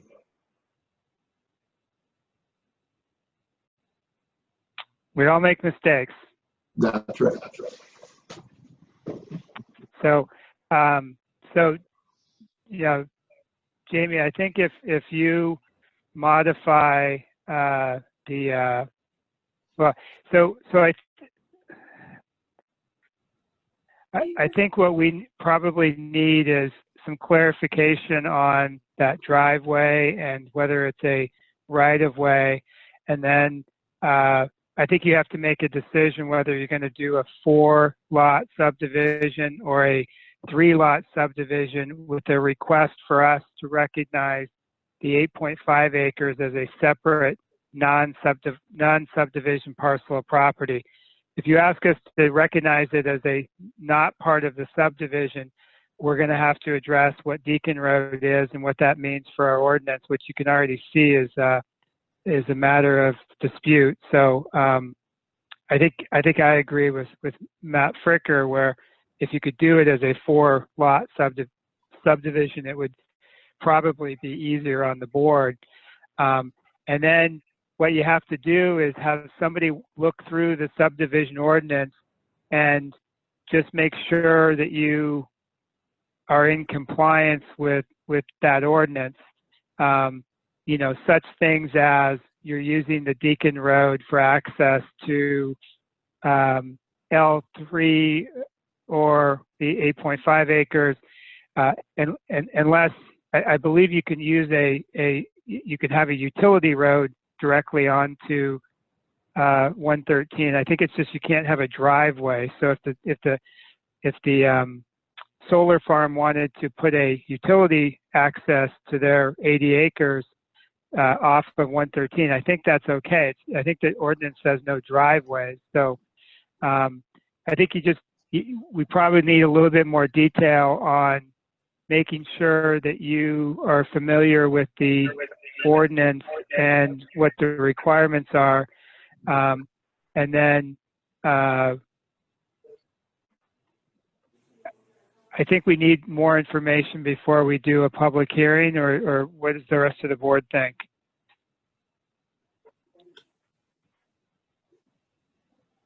Yeah. Yes.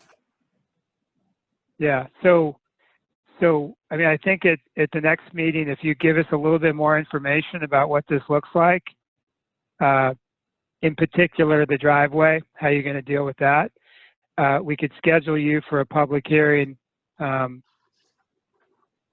early July. Okay. So this is kind of what's considered the discussional meeting for the subdivision ordinance. We just try to give you an idea of what's going to make your life easier and what's going to make our life easier. So when you get to a public hearing and you get to consideration of the subdivision ordinance, that you kind of know the hot button issues and have a chance to construct around them if possible. So, Okay. I mean, I think it's awesome. There's a solar farm going in. So I'd like to see this happen. I'd like to help you, get this going. Yeah, well, I think they're early in that process, and it may or may not come to fruition. I don't know.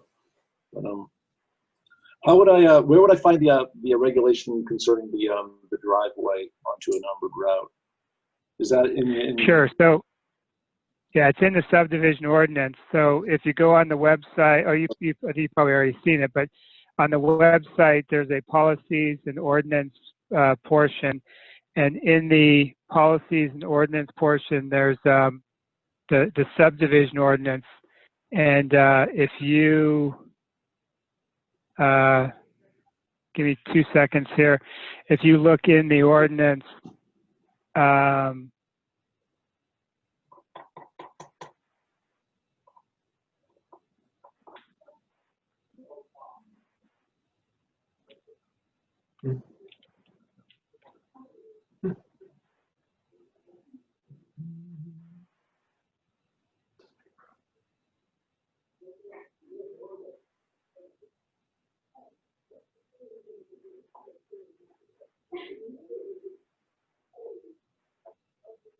I was just seeing if I could find it quickly. I can't find it quickly, but it's in the ordinance. It says, yeah, it's pretty straightforward. If you search driveways or 113, I think it actually says 113. Is it? Okay. So great. Anything else we can accomplish today, Jamie? Or No, Lenny, I that's- think you have your hand raised. No, that's wonderful. Thank you. Okay, Lenny, you had a question? Thanks so much. I just want to extend my gratitude to Jamie. Thank you so much for bringing this forward and your willingness to work with me on this. And then just to bring everybody up to speed on everything, yeah, I'm the guy who accidentally put the house in the wrong position, and I do apologize. So we were working on an original subdivision. We located the pole line. Every indicator said do that, and then unfortunately we find out that we're actually located down the street. Incredible, unfortunate scenario. But for right now, I was hoping to accomplish whether or not we can get that division carved off, because everything, essentially, my whole life is stopped right now until we figure this out. And I'd be more than happy to cooperate with Jamie in any way, shape, or form and the board to accomplish all this stuff. But this is, as you can imagine, I found this out and my heart nearly fell out of my chest. So, you know, it's catastrophic to me. And once again, I just like to thank everybody for considering this, and Jamie for your cooperation and working with me on this for sure. Yep. We'll hopefully get there soon. Yeah, I think in terms of speed, the quickest that it could go would be to submit the additional information at the next meeting, to have a hearing the first meeting in July, and then possibly vote after that public hearing in July, the first meeting in July. So I think you're looking at 30 days, just because our ordinance requires notice, et cetera, that there's just, we're not built for speed. We're built for slow contemplative decision making. So in our world, 2 meetings and a decision would be light speed. Yeah, that'd be fantastic for sure. Like I said, everything holds in this hands right now. I'm stuck in the mud for sure. No, I understand, and you know, we always say this: we've never turned down an application. We just sometimes have to work a lot harder to get to the goal line. But our desire is to get applications and permits approved, just protecting the town as best we can and following the ordinance, frankly. So great. Well, thank you, Jamie, for bringing that forward. Lenny, sorry you're here, but we'll get this done, and we'll see you next week. I will put you on the agenda automatically for next week because we're talking about it. And so, all right. Anything else? I'm not even going to ask. I'm just going to move on in case somebody does. Yeah. Thank you, Jamie. So the 2 more issues. One is virtual versus in-person meetings. The selectmen are going to.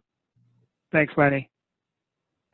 The board's going to the select board's going to in-person meetings as of the 16th. Technically, we could do it based on the present executive orders. I'm not rushing to get back into the town office, but I'll let majority decide. I'm ready Who to would go like back. to? That's Matt Sanborn? Yes. I'd like to Okay. start doing live meetings again. Okay. That's one vote in favor. Nickel?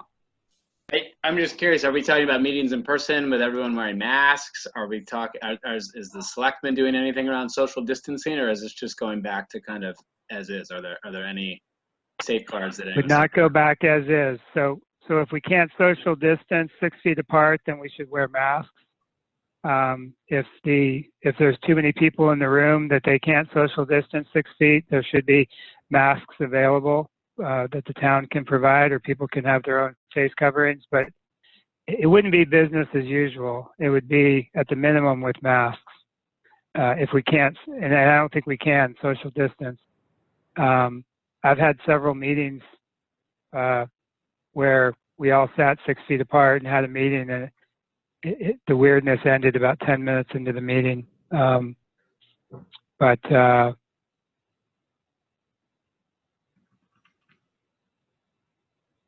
Yeah, I mean, we typically don't get that many guests, so we probably could social distance, have additional tables and be farther apart than normal. And keep the windows open. Yeah, do some basic stuff like that.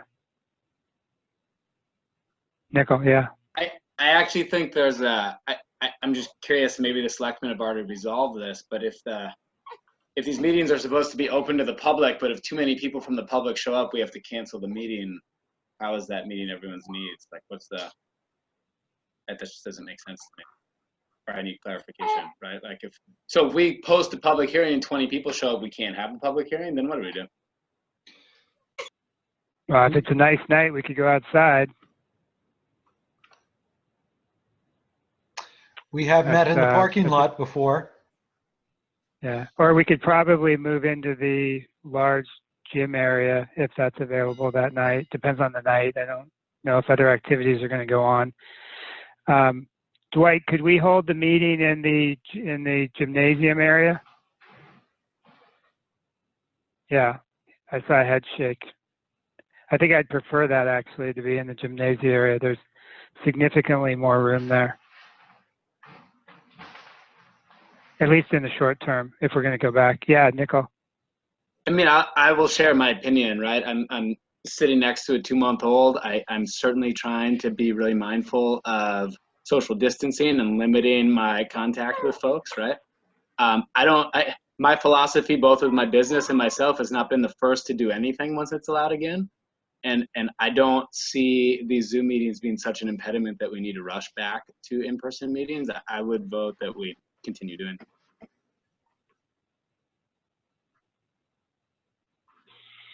Yeah, Matt Fricker. Bob, you're next. I'm sorry. So I'm pretty much aligned with Nickel.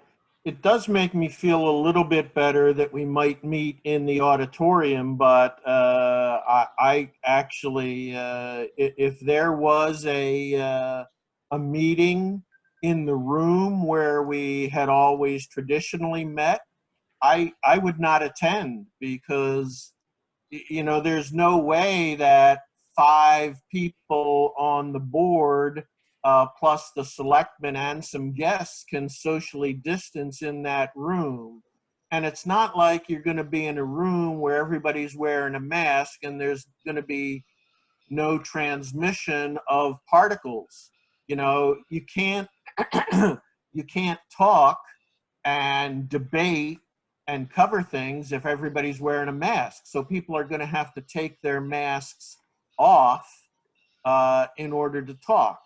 And once you do that in a room that size, 6 feet is not adequate for safe distancing. So, you know, I'd be willing to consider coming back if we were in the gymnasium area, depending on what the logistics and physical spacing and stuff would be. But other than that, I'm pretty much in, you know, with Nichols' sentiment. Bob? Yeah, I'm amenable to either way. I've been out in the public. I wear a face mask. I don't get close to people that I don't need to. But I do, you know, hand my credit card to the people at the store and whatnot. And so there, I guess there's always a bit of risk. But, you know, at some point, if we're going to have a public hearing, we're going to have to figure out how to do that as well. I don't know that you can do that on Zoom or not. I don't know. Joe? I didn't want to express an opinion in some way because everybody's reasonable and I understand what everybody's saying. I missed hearing from Matt Sanborn. I feel Matt Sanborn has been left out of these meetings, and that disappoints me. He's been disenfranchised. And we've seen Matt Fricker struggle to communicate in just about every meeting we've had by Zoom. Yeah.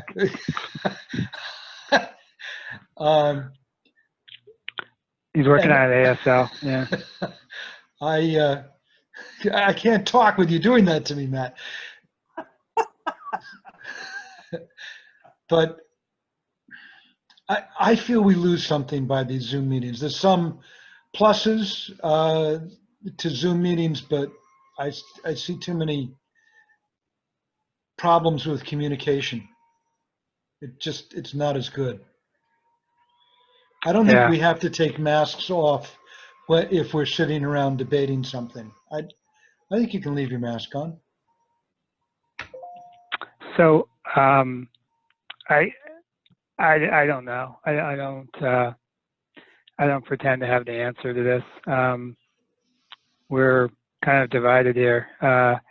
So I think my suggestion would be to do another Zoom meeting and see if we can work out some details with the selectmen in terms of location, setup.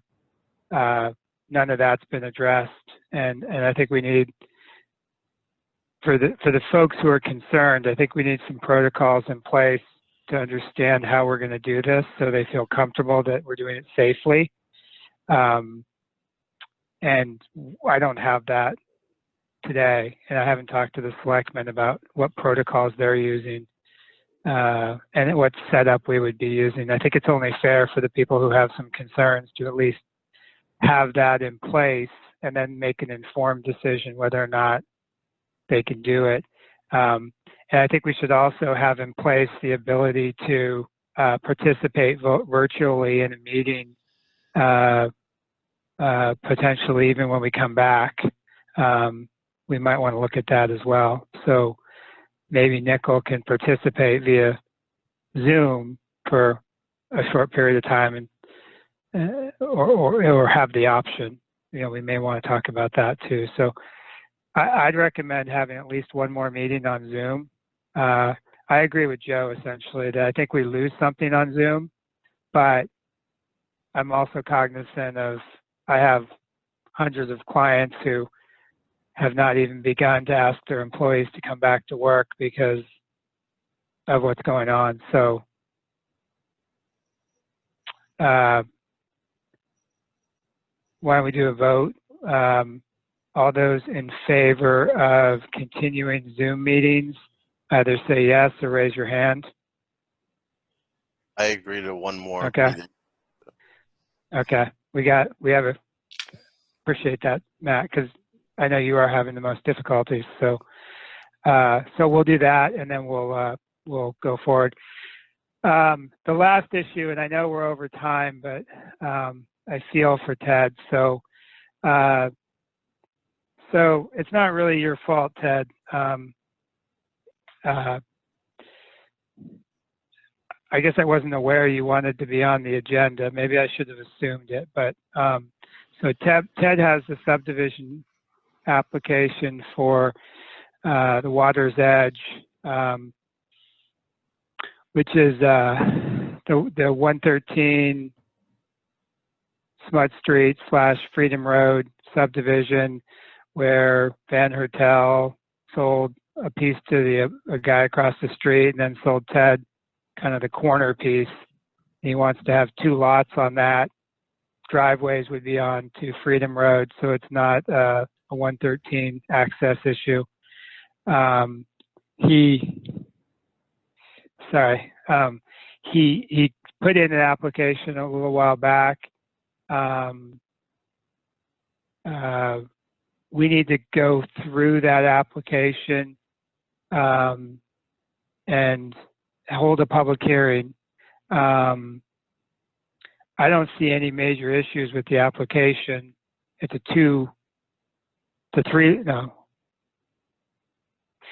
2-lot division, but it's part of the greater whole. So I'm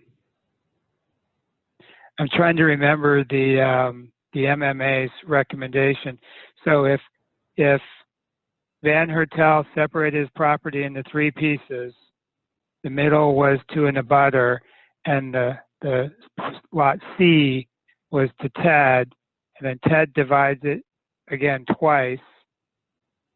That does trigger the subdivision, but the plans only have to have the 2 parcels in it. Is that what am I remembering that correctly? Right. So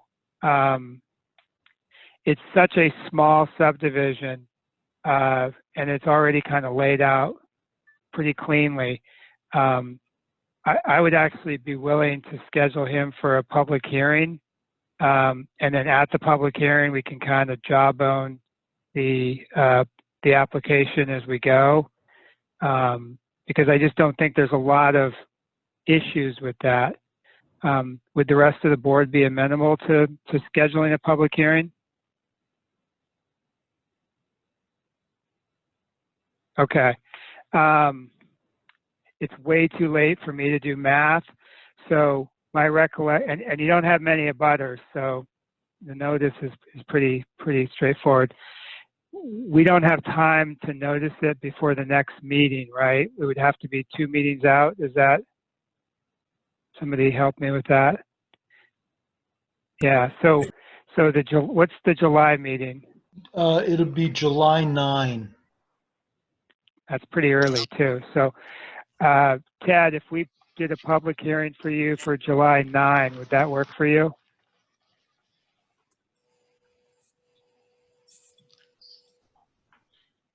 Can you hear me? Yeah. Yeah, that's fine. Okay.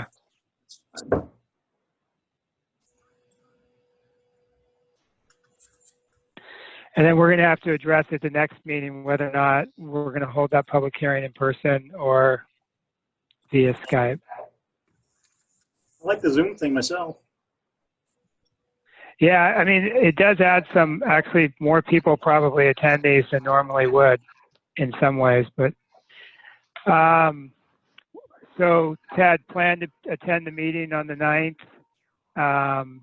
Nickel, can you, we can talk about noticing that in the shopping guide and to the Yeah, I abutters. can talk with Debbie or Danielle, I think, probably to help me mail some of those out and put it in the Yeah, there's really not that many abutters. There's like 4 probably. Yeah, I mean, and I can get that out in the next. I think I would have to get it out not by the next shopper's guide, but the one after, or maybe I'm wrong. Yeah, I think the one after.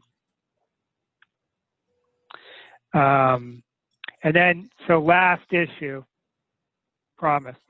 I just want to make clear that I need things on the agenda 3 days ahead of time, and I need the applicants to put the issue before us. And I totally understand what, Wes, you're doing, like you're facilitating this, and it works for general issues. But if it's an issue that we have to decide, I need the applicant to ask directly from the board to be on the agenda, because I need the people here, and I need the issue to be teed up in a way that there's actually a controversy in front of us. Like the whole Van Hertel 107 issue, there's nobody who's brought that to us but you, and we really need an applicant, or we need somebody, a landowner, to bring that issue forward. So I think we just need to get a little bit earlier communication for the agenda, and then the issue coming directly from an applicant. Okay, I hear Yeah, you. Joe. Wes. Go ahead, Wes. The 107 issue is complicated. Let's not discuss it now. Yeah. What I usually try to do, I realize the board should be approached with issues 10 days ahead of time, but when I have an office hour on Friday, then the following Thursday meeting, so that gives 6.5, 7 days. So I try to, excuse me, I try to approach the board with information a week ahead of time. Occasionally. Yeah. No, I understand. So and we only need 3 days, Wes. We only need 3 days. Like if I get it by Monday, I can put it on the agenda. And I can get the documents out to everybody, and like. Okay, and I'm expressing it really. I've never expressed it before, so there's an understanding there, and I did send Ted's documents in because we're doing Zoom meetings, so I thought it'd be easier for me to handle it. So simple as that. Okay. Yeah, no, that's cool. I mean, I think just as long as, and like, Ted, for example, I was so focused on Nature's Wilderness, I didn't put Ted on the agenda. I probably should have, and I after you sent that email, Wes, I'm like, I probably should have, but so that's why I slipped him in there. Yeah, Joe. So I know too many lawyers. Noon on Monday. It makes it easier if it's noon on Monday. Yeah. Yeah, thank you. Just so it's not like 11:59. Yeah. Okay. The term paper, turn it in. Yeah. So, excellent. So, great meeting, guys. Appreciate everybody staying a little bit extra. And I'll let Danielle know that we're meeting again via Zoom. So we will all meet again on Zoom, and then we'll talk about it again next week and possibly go back to in person if we can get some protocols. I'll work on the protocols with the selectmen to find out what exactly we can do to make it safer for everybody. So anything else we can accomplish, or can I entertain a motion to adjourn? Move we adjourn, and thank you very much, David. You did a great job. Thank you. Thanks, Thank David. you. Good Seconded, job. passed. Good job. Thank you, guys. Material. Have a good night. You too.